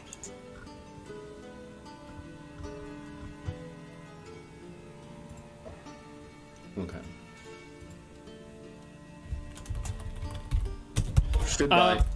Okay, so Not banished. you would know that in this, you would rip TSM, yeah. You would kind of find out, or Aya could tell you a little bit, but he's not really allowed to. Even with Aya's, like, he's given more freedom to, like, walk around the city and stuff, as long as he doesn't go too far. He doesn't know a lot of the stuff. He has no need nor resources to be able to do anything with, like, a wizard or an alchemist or whatever. But you would be able to find out that there is in town a private wizard who has a actually fairly modest establishment, a modest home, and they aren't really like they're not really like, they don't sell their services generally. They just happen to basically retire here, or not retire, but like they basically own a house here. That's where they live, and then they do field work, like whatever that means, right? For a wizard, right? Like it could be going to old ruins and investigating things, right? But you could approach them, and there's a chance that they have a private teleport circle, right? That's a human. There is and you would find out their name is Mohi. Yeah, Mohi.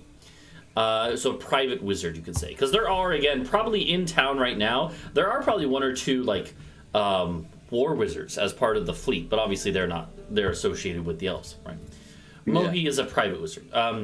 Then there is also an alchemist in town, and she does offer services to the public, most of which are, like, again, stuff that anyone could use, like just like brewing potions and remedies, right? And she has like a potion and remedy shop, right, with both magical and mundane things. But she is probably, if you had to guess, probably some sort of like druid herself, and does have magical abilities. And her name is, and she is actually a dragon elf. Her name is Suresha. She's a dragon elf, but she's not associated with the military in any way. Okay. So she's an alchemist, right? Mohi is a wizard, a mage. Which one do we want to go to first? Huh? Cameras all messed up now. Yeah. Yeah, that's fine. I fixed them. So, okay. Where should we go first, do you think? Or should we go to sell stuff first? I don't know. Sell the things we don't need Okay, yeah. extra money just to have. Selling. Again, before we can't come back here. Selling is selling is not an issue. Selling the splint armor is one thing you said, right? Where was that from? That was from the crime lord's house, right? Yeah, you said Yeah. they were two fancy splint suits from the crime lord's like magic hallway. Yeah, so splint armor is like normally in normal, so that's something that has a cost like in the DMG. So it's normally 200 gold for splint armor. In this part of the world, it is probably actually pricier. It's probably about 300 gold, we'll say, to buy it new. And this is high quality stuff, so we'll say probably like 400 gold in terms of value. But you're also trying to sell it, right? So you're gonna get about half that. You'll get offered 200 each for the split sets. If only Talvo were here. Yeah. So if you sell both of them, 400 gold from that. If we don't even use them, might as well get 400 gold. Okay. Yeah. Yeah, I I think guess if we you could give them to some of our soldiers, but 400 gold, that's a decent amount, I guess. yeah. So yeah, sure. Yeah, I'll sell them both. Yeah, to put in perspective, with 400 gold, you could buy like a decent chain shirt for like 8 of your soldiers, right? So you could spread it out. There's a bit of diminishing returns for giving it to one individual underling of you guys, right? Yeah. As far as the what was the other thing? Oh yeah, Eric's circlet, but I think I might want to keep that. It's not magical, is it? No, it's just fancy, and it would probably get you about. It'd probably be worth like 100 gold, not that much on its own.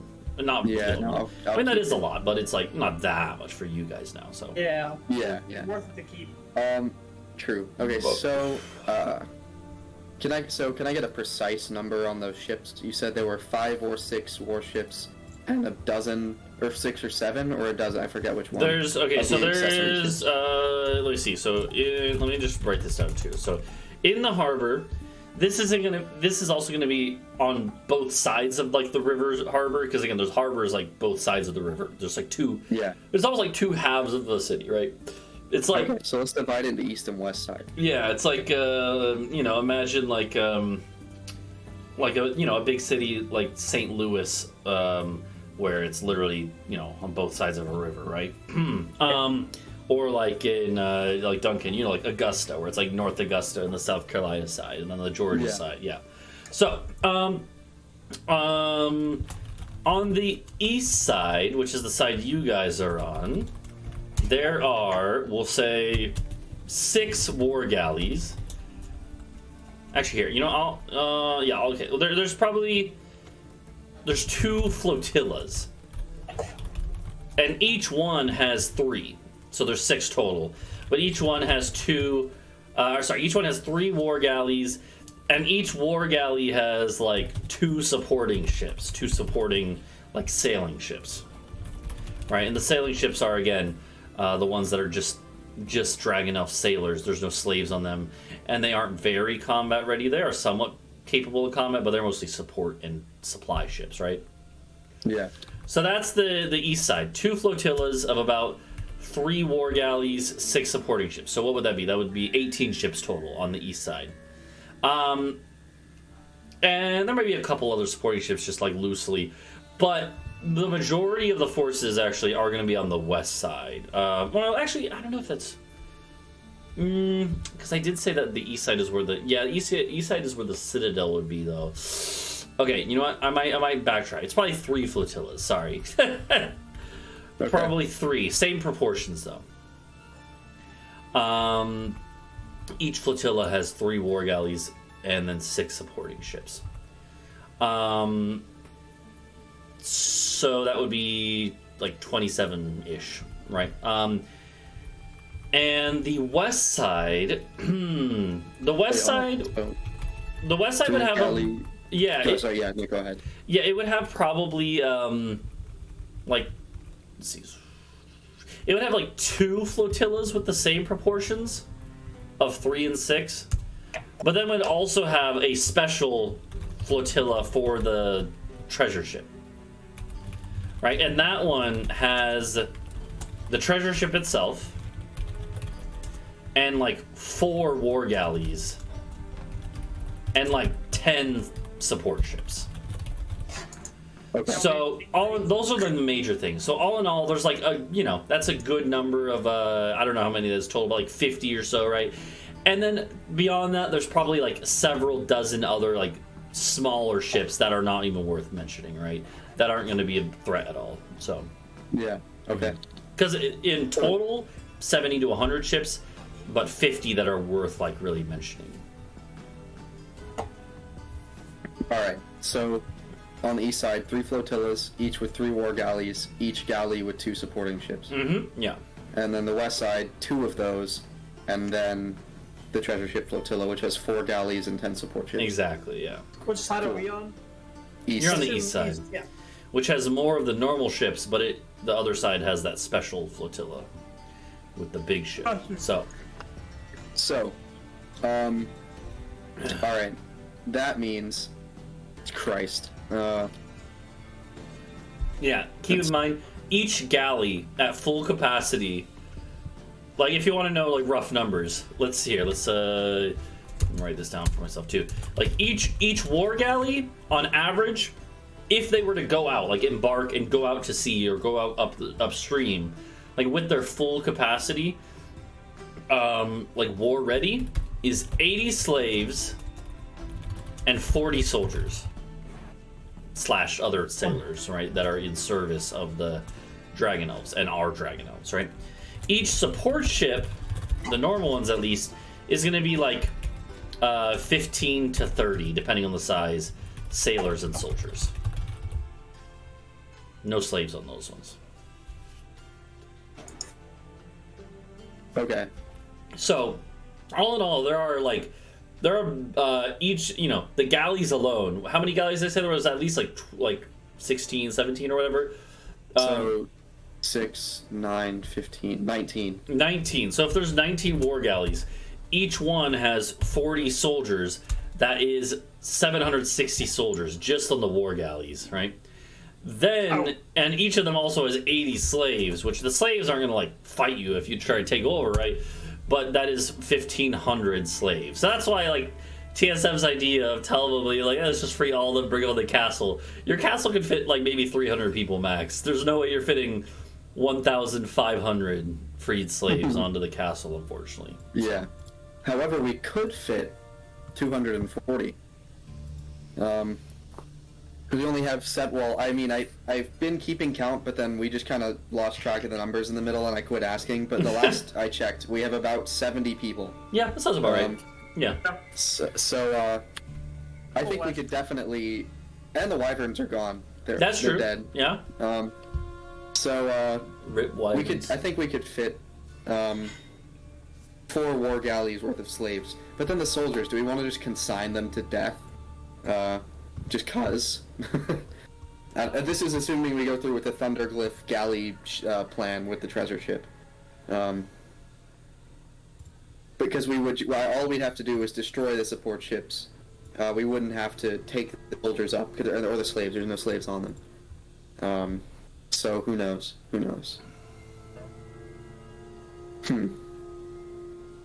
Yeah. So there's some. We're gonna have to think some there. Yeah.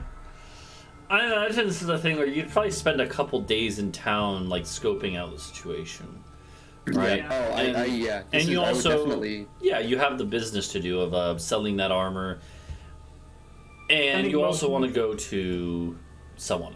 The other thing is you would know that there is a beyond the private wizard and the alchemist. There is also a collector. Who has magic items but is not a mage themselves. So they aren't relevant for the purposes of the circle. But they do have potentially magic items. What's their name? I don't know. Let me find that. No Russia. No, So their Do you name... have an NPC character name ready challenge? Hold on. Their name would be...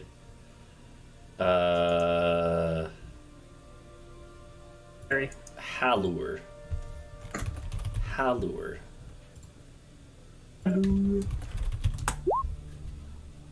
Cool. Alright. Yeah, maybe they're plan B. Yeah. Well, yeah, I think we should go see what they have. And he's a dragon elf. Or plan A. Okay. So what is plan A? What do you guys think of treasure fleet plan? I feel I like the idea of saving more people than treasure because we already have a fuck ton of money. But also nice, yeah. Also what? I agree that it's we can't save everybody on this trip here. But no. Yeah, so what I'm thinking is it's kind of Talvo's mission, he's not here. So it's hard to speak what the plan should be. That's true.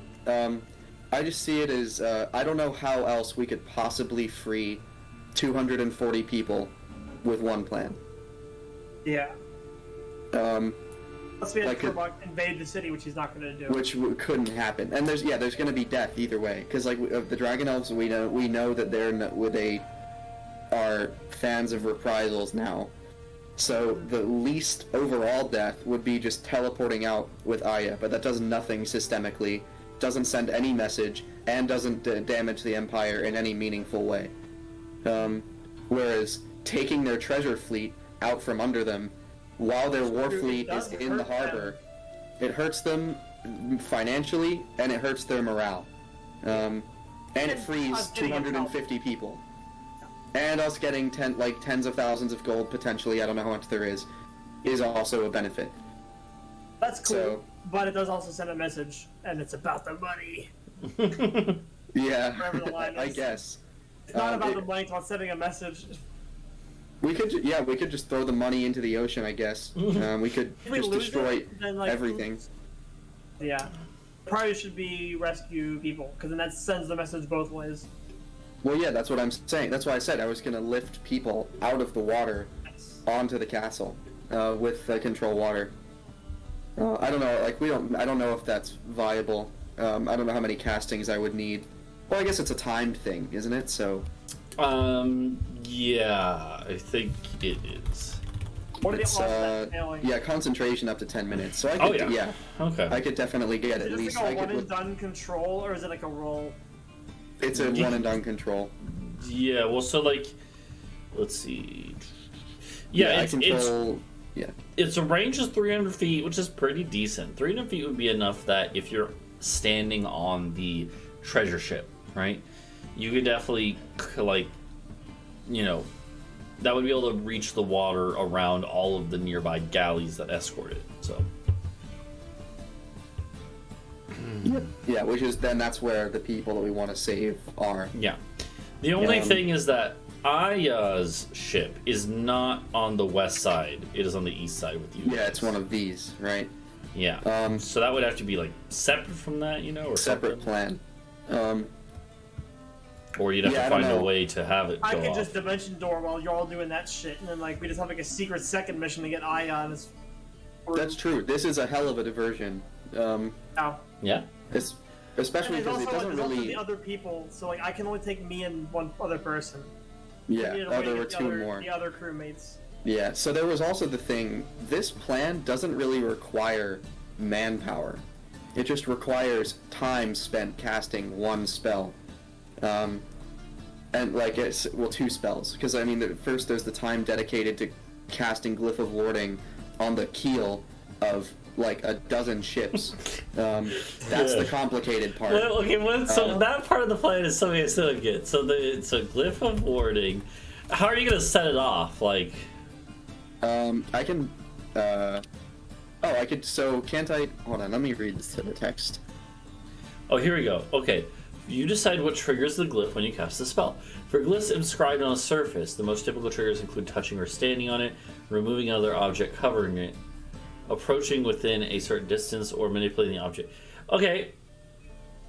So you could... Since you decide what triggers it... Yeah, that's why I was thinking.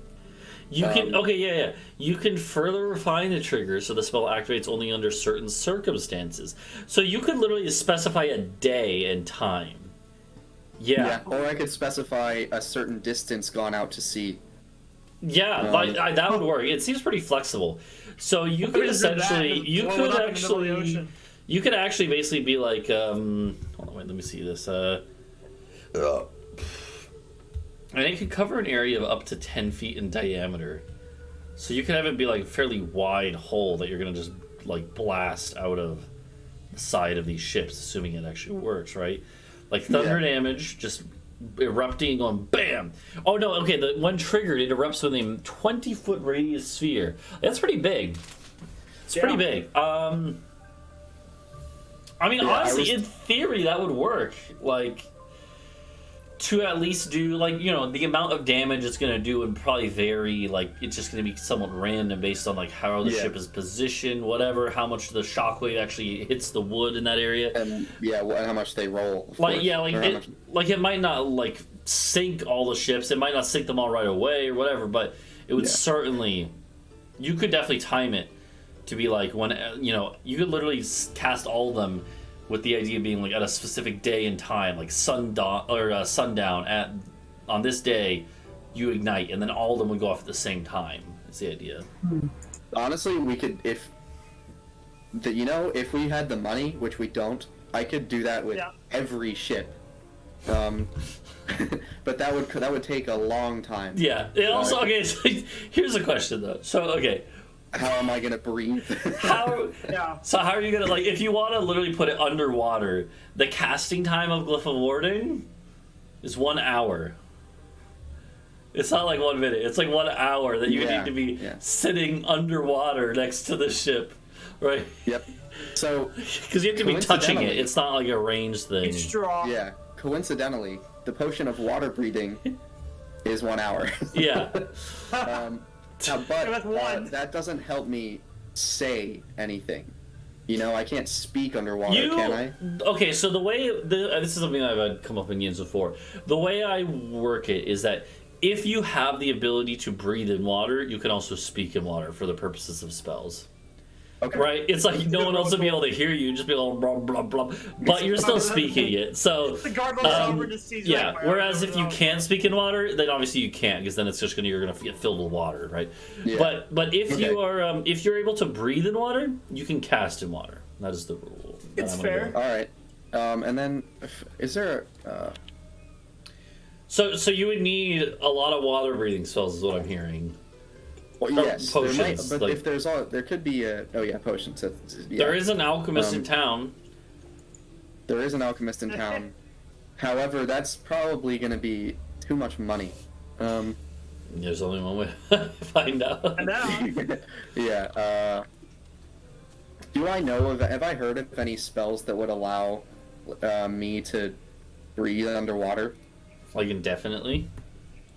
Well, for some amount of time. I know that it exists in water, the setting. Water breathing is just a thing, right? Like, it is a spell. It's a 3rd level spell. Oh, it lasts 24 hours. That druids can cast. Bada bing. There we go. That is true. Yeah, druids can cast it. So actually, Bree could just cast water breathing. And then it's not concentration, is it? Yeah, so it's not. It's not. Then Glyph of Warding... Bards can cast Glyph of Warding, so we could do 2 at once. Well, but Helios can't learn a new spell on command like you two can. Yeah. You two can prepare spells. He can't long rest? No, he can't switch on a long rest, no. Okay. Only on level up. Yep. Because the idea is that he's limited in that way, but he also... The idea is just, like, knows them and doesn't... More. Yeah. So, okay. So so then it would take the same amount of time. So it would take about a day of just casting. Yeah, but Glyph of Warding, I mean, like, the idea is if you wanted to, if you had the diamond, the powdered diamond and stuff, which is the main thing, since that gets consumed by the spell, you need 200 gold pieces worth of diamond for each glyph, right? Yeah, it's going to be 8,000 gold. For what? Wait, how many are you trying to do? Like 14. Oh wait, did I? Oh no, that was that was totally wrong. What would it be 28? 14. Yeah, so I was doing 40 times 200. I don't know why I was doing that. You want to do everything that's part of the treasure ship float? The treasure fleet. Yeah, so it's 2,800. Okay. 2,800. How much we have? How much we have? Total? 7,500 gold, 7,500 silver, 4,250 gold worth of platinum, and then 11 gems worth 50 GP each, so about another 500 there. The other thing you would know, like, I'll just tell you, is that, like, you don't necessarily need to worry about the support ships. You could probably just get away with just doing the galleys. True, but, oh wait, so, yeah, but couldn't they board the treasure ship? We want to get away with the treasure ship itself. Yeah, okay, I see what you're saying. Yeah, if, like, the other ones, yeah, they would be able to catch up in, like... How are we getting away with the ship? Are we hooking it onto the castle and flying away with them? That is a plan that's TBD. I think it would just break apart and all the treasure would fall into the ocean. Yeah, you guys haven't figured out where you're gonna take the treasure ship. Yeah, I think we could take the treasure ship just east, I guess. Well, wait, the coast is mostly Dragon Elf colonies, isn't it? A lot of it, but, well, like, the deep swamplands is mostly lizard folk that are unaffiliated, like Habok, right? Yeah. What, Helios? We cheese a curse. Being Cheese aware of it. occurs. What you know? I mean, you have we know figured about out. it. You figured out Okay. what the curse does, so Yeah, so can I be like, alright, so what if I try to convince myself? Be like, let's bring all this money somewhere for Zilks, put the hat on, teleport the money away, and then someone rips it off. That's what I've been wondering. you'd only You have if to kill cheese the Zilks curse. first. you can teleport What if if it someone is has the if it is going to directly lead to Zilks. Okay, so I can't be like, this is for Zilks, and then not No, actually you have can't them do here. that. Yeah. Damn it, But could okay. somebody convince the person wearing it that this is going to lead me to Zilks? If you found someone really gullible, like maybe a certain rat-tailed bard, Oh you, no! you Why can just would we bring yeah, them just back give immediately? Riley the helm. That seems like a good Why would we idea. bring I him like back that There's idea. nothing bad could happen. Yeah, with I giving like an the NPC idea the of helm. giving the NPC a helm. That's basically this you in control of Zilks anyway. So you'd be fighting yourself. Yeah. You could always give It's like Riley the.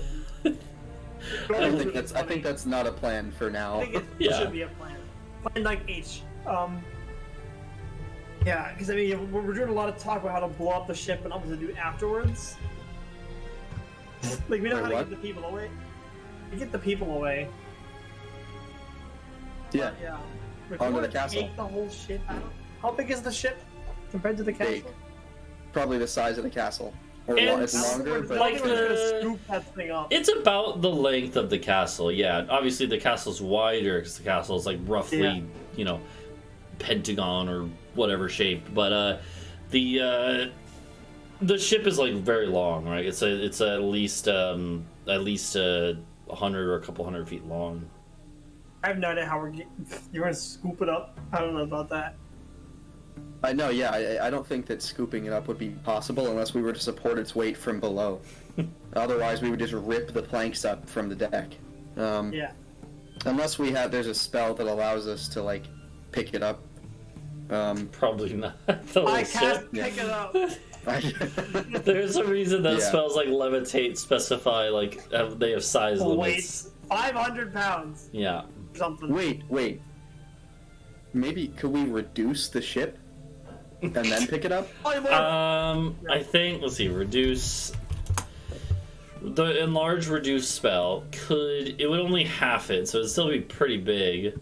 Yeah, Push in the Also, back of holding a hole. but its weight is 1/8 of normal. But I don't think that would make it 500 pounds. That's not. hold on. It'd be too heavy. Can I throw things through a dimension door before I go through? No. No. Yeah, I it's can't less just of be a like, "Yeah." it's less of a literal door. It's more like you just Teleport. blink, yeah, to the spot. Damn, I've been picturing a door open like. That's kind of you like can what walk through it the teleport whole time. circle is actually.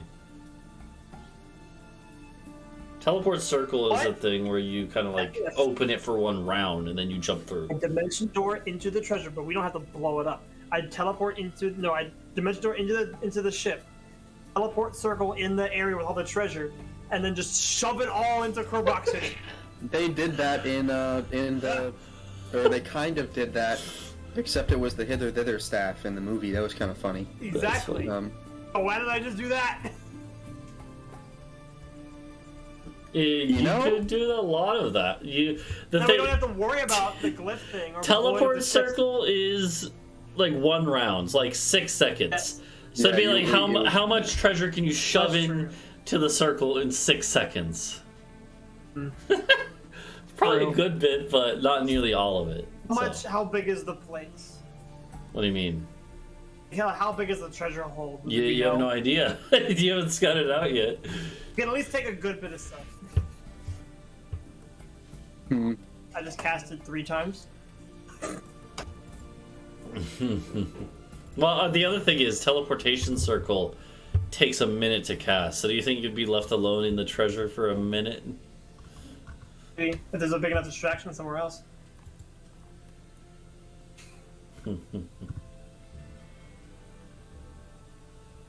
Yeah, I have Major Illusion, but I don't know how good that is because it's not like the best illusion spell. They can like tell it's one. Let's see, major illusion. That's a scroll I have. The High I Priest just can never also used. probably cast True Sight. Is he gonna see Yeah. a dimension door in? But I was also so look. So the point of destroying the ships is also so that I can control water to get the slaves out of the water. If they're on the ship, I can't get them out. But if they're in the water after the ship is sunk, some of them are going to die. But some slaves are going to die no matter what we do. There is literally no plan that doesn't involve death here. There is Especially also with the like reprisals. a lot of the slaves are like chained together below decks. And they're just gonna sink. Not good. So That's actually more of a war crime than anything else. Man. That's a dent. I don't think we should sink the boat.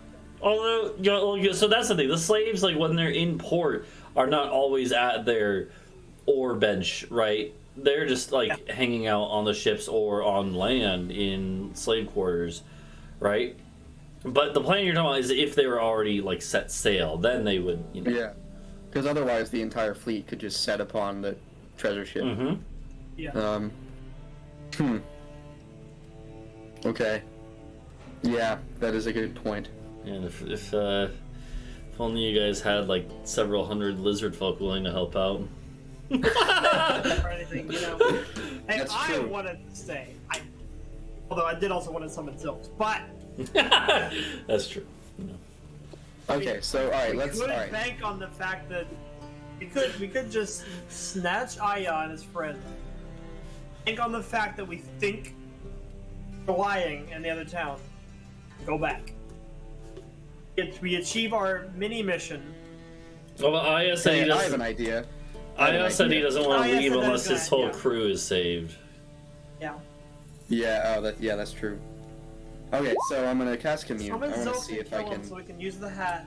Okay. Oh any yeah. You insight. okay? You cast commune. Okay. Yeah. I'm gonna ask, did Kasari attack Havoc? Oh fuck. Yes. Yes. Yeah. Did Issa cast Sending to Helios? Yes. Okay. Okay, never mind. Man. You should ask a question. That's all my questions over there. They're fucked. Ask a question about the where we are here. You got About one. what? You That got. sucks. You got one more Um, for this cast. Yeah. What We Helios? should ask a question about where we are, what we can do. Yeah. How long until they leave? It has to They be like a answer yes that? or no question. Will they Yeah, leave within a week? But also our behavior, like, might impact when they leave. So I don't think it would necessarily know. True. I say it. Okay. Well, what here? So let me here. Will I have another cast of this, by the way? Will Kasaria continue to pillage and destroy outside of her lair after the attack on Havoc? Or well, I guess yeah. That's all. Imminently continue. No. Okay. So Kasaria is probably not doing stuff, guys. Should I ask some more questions? I can ask 3 more questions, but I don't know if like if I cast this again, they might not be true, or I Well, might not get an answer. You just might not get an answer. So you would know if you don't get an answer, you know it failed again. Yeah. But if you do get an answer, it will be truthful. Okay. That's good. Better than just lying. Yeah. So should I? What do you guys think? We have good odds. No, don't ask that. We don't, do we have 'cause good we don't. odds? Yeah. Because we don't. But see, I don't know. Too many plans. True. Okay. I Will guess any I'll- of our plans work? Yeah. I'll go ahead and I'm gonna go ahead and cast again. Okay. Let me roll privately. Okay. What do you ask? Okay. I'm gonna say. This long? What the fuck? Yeah, was the Dragon Elf War Party, or hold on, was there a Dragon Elf war party specifically meant to kill Kasaria? Yes. Were they all killed by Kasaria? Yes. Okay. Okay, so I guess what the Lizardmen said, it was just correct. Without catches. Alright. Okay. You have one more question for this cast? Yeah. Anything else, either of you, that you think could be better than what I think of? Nothing's jumping down my mind here. Britsha, what does Bree think about these plans? What is Bree's thoughts about the situation? Not much. Bree doesn't really know what to do about. Like, this seems way too much. Okay. This is out of Bree's, like, you know, knowledge. Well, Talvo, get his ear to that back. Yeah. But Bree's main thing was just anything trying to figure about out if the helm could be used. True. We don't know yeah. anything about. We ask if like Zilx is like truly alive or something weird shit. Like, could we like check in on the curse? Well, Is there Zilx any is way- alive. Zilx is just we know floating that. in some demi-plane somewhere. Is there any way to completely remove the curse? That would be without fulfilling it. I already know that's true. You can. But it's far beyond our capabilities at the moment. What if we knew a certain mage in town that did? So how powerful did Aya say that Mohi was? He's powerful enough where he is a well-known mage. So like he went to a mage academy that exists far to the north. There aren't many. Wizards of those. 101, yeah. There aren't actually many mage academies, and when I say academy, it's not like it's fucking Hogwarts. It's like it's basically just like a single like maybe like the size of like a single keep that's been turned into like a thing for a small group, right? Because it takes an insane amount of money to become a mage, right? But this guy actually went to one of these this one academy, and actually has made enough money since then from whatever adventuring or archaeology and stuff that he's done that he's able to essentially live comfortably for the rest of his life if he wanted. So in other words, he's probably decently powerful. Okay. In terms of level, if you had to like, you might be like a 15th level wizard, right, or something around that. Okay. Okay. Then yeah, yeah. I don't know. You can ask him.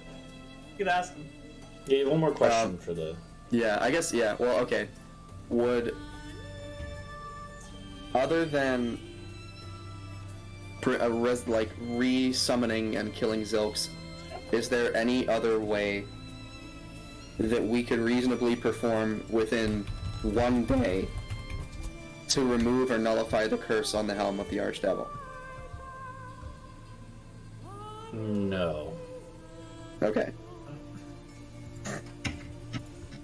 2 days. No. Yeah, 2 days. Yeah. Okay. Just Then slowly alright. radius it out. Yeah. Unfortunately, Casting. I'm out of spells. Out of 5th level. I could cast it again as a 6th level, I guess, but I Yeah. don't want to do that because it's going to be Yeah, a no. 50% chance that it fails. No, are we about to take a nap? Are we about to take a long rest? Maybe we might as well do it. No, I think we haven't really done much. It's like mid-afternoon, maybe still morning. Keep going to bed at 1 p.m. No. Well, you've probably like, rented out a tavern room, and that's where you're hanging out talking, like an inn room. And that's where you're talking. Yeah, about we're this just spouting treason in the bar. Okay, yeah. So I guess next plan: go to each one of these people in succession to see if any of them have stuff that could help us. Okay. Yeah. So Okay. let's head to Mohi's residence and/or shop. Okay. Yeah, you can head to Mohi the Wizard's shop, or yeah, it's not really a shop; it's more of a residence, like I said. It would be actually a small little like manor home. Nothing too luxurious, but decently spacious, and it would be like kind of towards the edge of the city, near one of the walls to the place around the city. It actually has a like a little wooden fence around it, kind of like a for privacy, with a gate or like a not a gate, but like a big wooden door that you're supposed to knock on. God. It's like a knocker. A door. Our Yeah. biggest enemy. So yeah, you knock with the knocker, and all of a sudden you hear a voice speaking that's emanating from the knocker itself. It says, "What is it? Who are you? What do you want?" We come seeking passage to the city of Korbach, preferably of the instantaneous variety. You hear like a hesitation, like, "What do you have to offer?" What do you need, if anything? What you desire. You would say, money would do fine. How much money do you have? Enough to cover the casting and then some.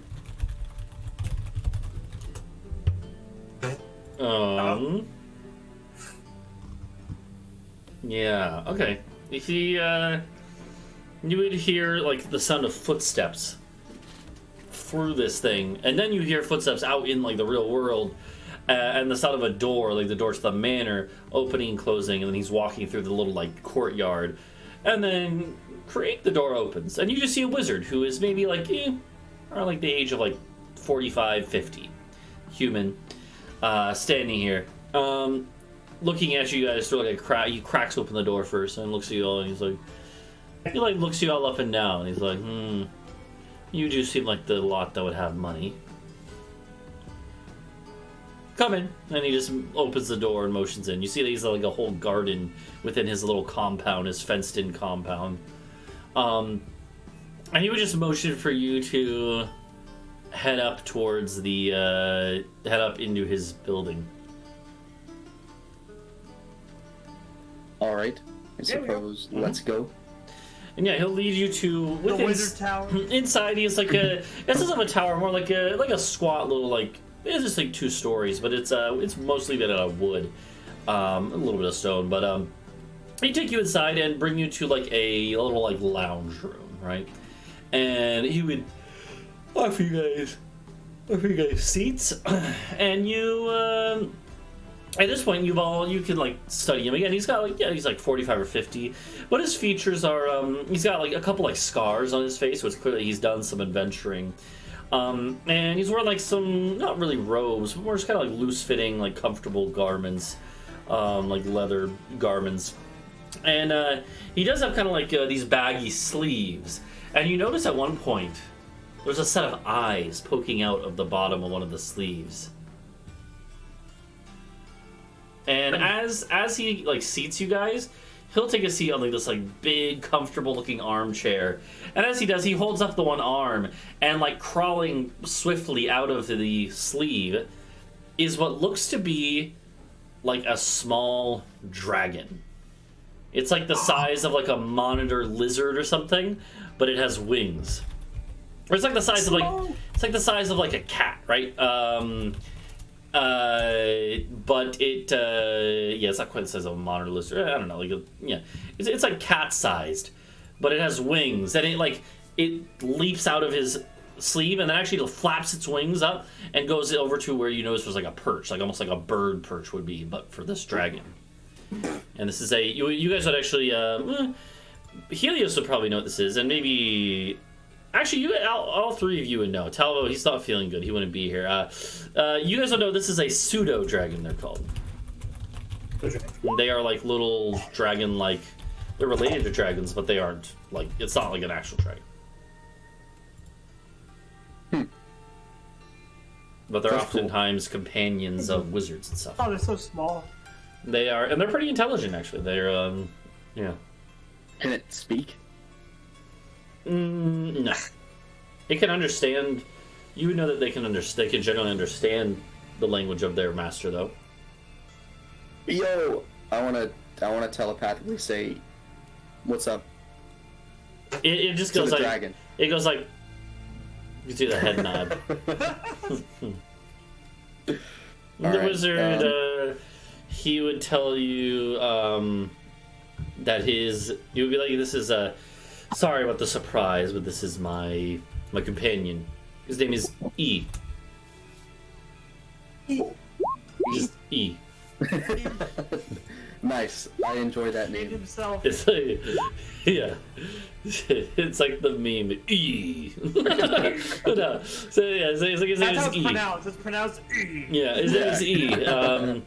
And E is he's generally pretty friendly once he knows that. If anything happens to people- E, I will burn this whole country down. I will detonate a nuclear weapon in this city.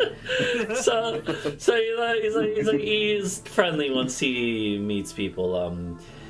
So you want teleportation magics to be at your service? Well, more specifically, we have a way to get there with a casting of teleportation circle, but we have no way to get back, as the only one of which we know is under the control of the Order of the Dragon, and we'd rather not mingle with them quite yet. Your dragon's cooler. We're looking for a circle, a Yes. sigil to return to. Indeed. Yeah, that's out of the question. Absolutely not going to happen. I don't trust anyone, not even, well, E, I guess, knows, but not even my closest colleagues know the sigil that I have for my place here. But I could probably potentially come up with an alternate solution. If he were to open a teleportation circle, and then upon opening it, cast sending, or just before opening it, cast sending to us with the sigil, could we teleport back with a casting of our own? No, it's not two-way, it's only one way. Okay. Alright, well, so let's hear this alternate solution then. Yeah. So he would be like, well, the thing is, I would not trust. I apologize, but having just met you, and even if I had known you for years, I just would not be willing to trust you with such a powerful detail of my relating to my, financial and well-being and well-being of my house here. What I can say is that I do have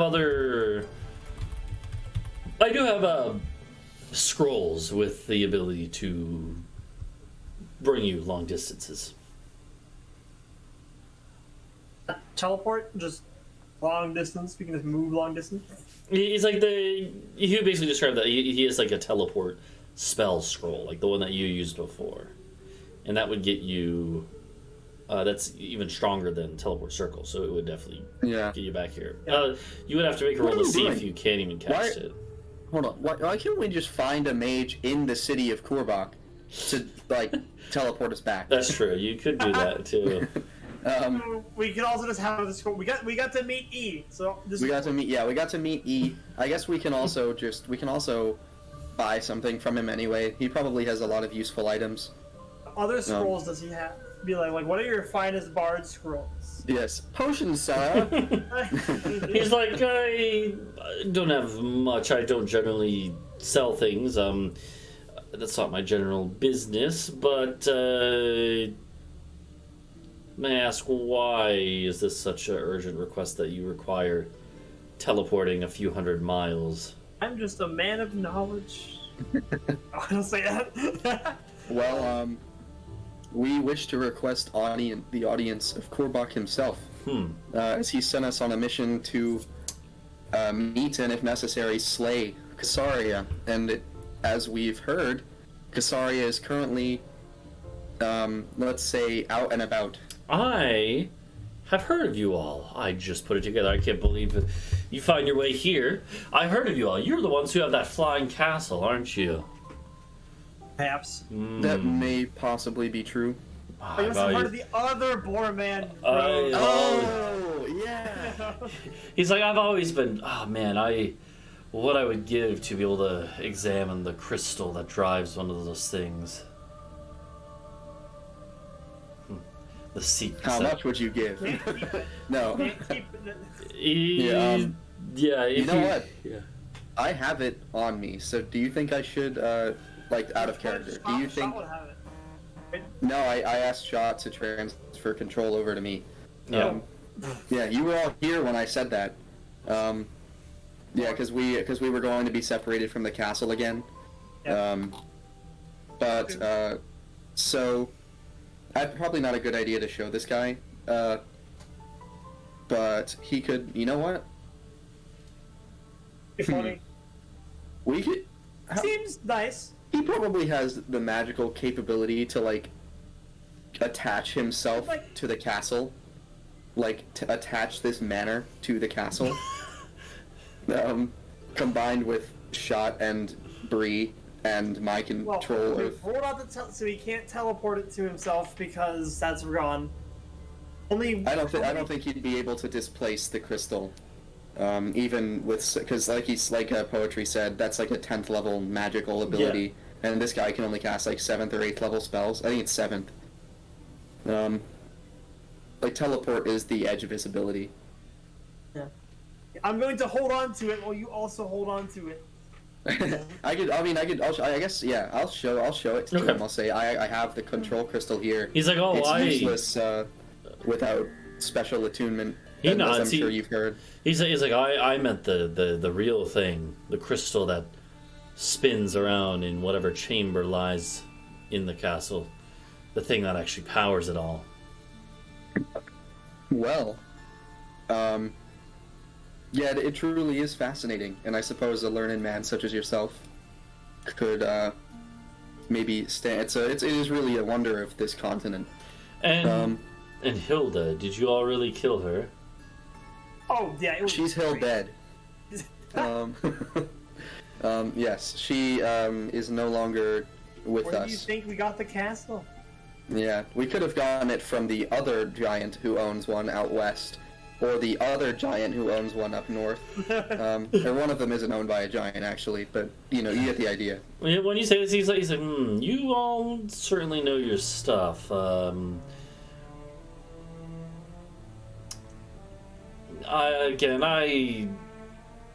only so much I can do to help you. That's fair. Well, you know what, though? I'm feeling charitable. If you'd like to see the castle, you can. But... And then, like, I only say this because, we've just determined we don't actually need his help.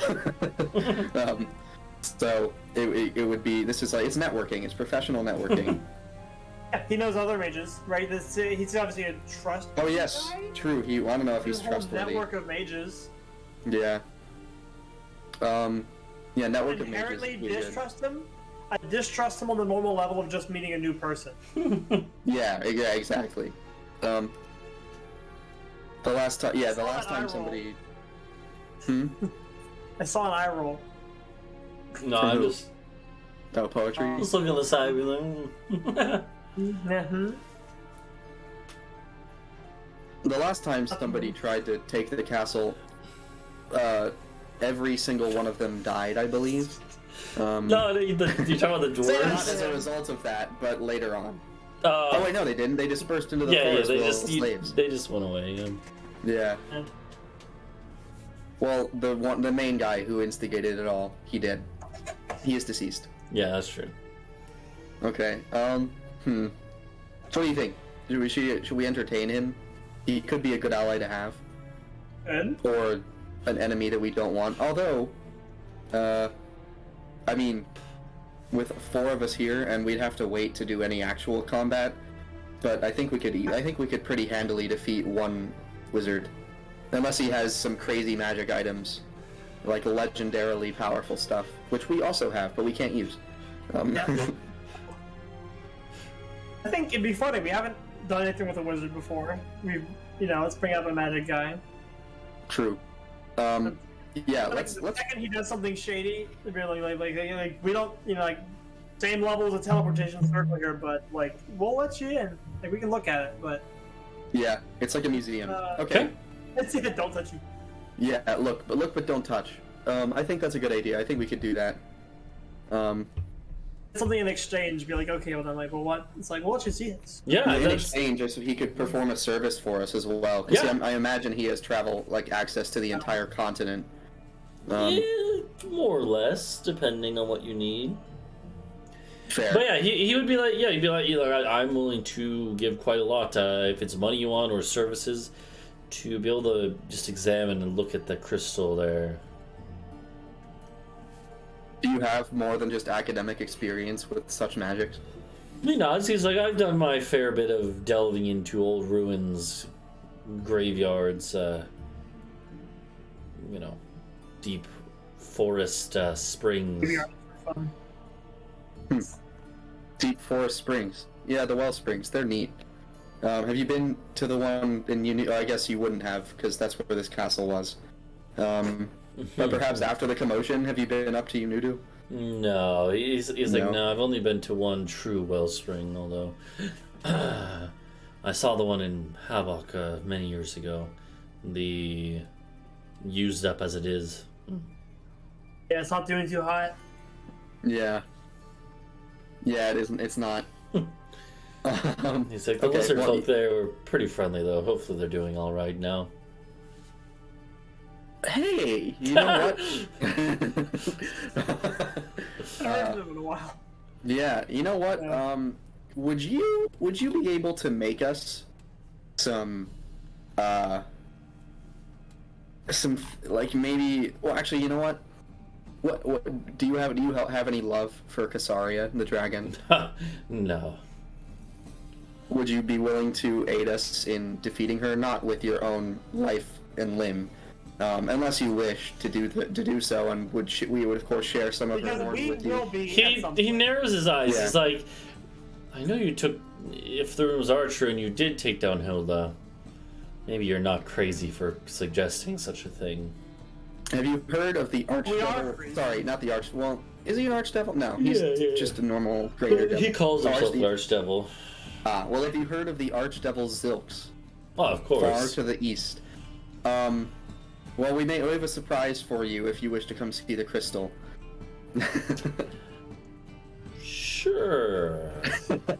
And he seems We have interested. good He seems reason. intrigued, honestly. So, Okay, so let's. Yeah, if you wish, we can head there immediately. It is a walk physically out of town, but I'm sure you have ways of getting there without such shortcomings. he's like, oh, walk. It's nice for the legs, Fair. Okay. And yeah, Cool. So you then we'll guys. skip the other two, I suppose. Yeah. Well, so you can always come back. I mean, you're going to be in town for a couple days. It sounds like. So Yeah. Yeah, Doing a small amount and- of casting. I think that's a good place to end today's Yeah. session. He's going to Yes. bring E with him, by the way. So E is going to be with you Good. guys. Oh, I'm gonna ask E. Do you have any qualms with Casaria's death? He shrugs. He does a dragon shrug. Meh. Dragon. Yeah. So The yeah. wings just. But yeah, so we're gonna go ahead and wrap up there because I'm getting a little tired and oh man, yeah, we also don't want to miss too much. Have TSM miss Yeah, too much. without So. TSM. Yeah. So we're gonna wrap up here. Next time when we come back, I believe it seems like we will. Well,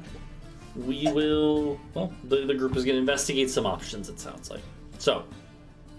Then nothing bad will happen. Yeah. So,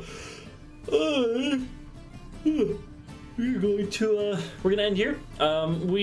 So as far as streams, next week not gonna be a thing because Yeah. both Britsha and myself will be in Minneapolis. Plus, we tossed around a midday, like a midday, midweek stream. Yeah, maybe like next week during GDQ week, we could do something unique where it's like Britsha and I would be in person and then the rest of you online. That could be interesting.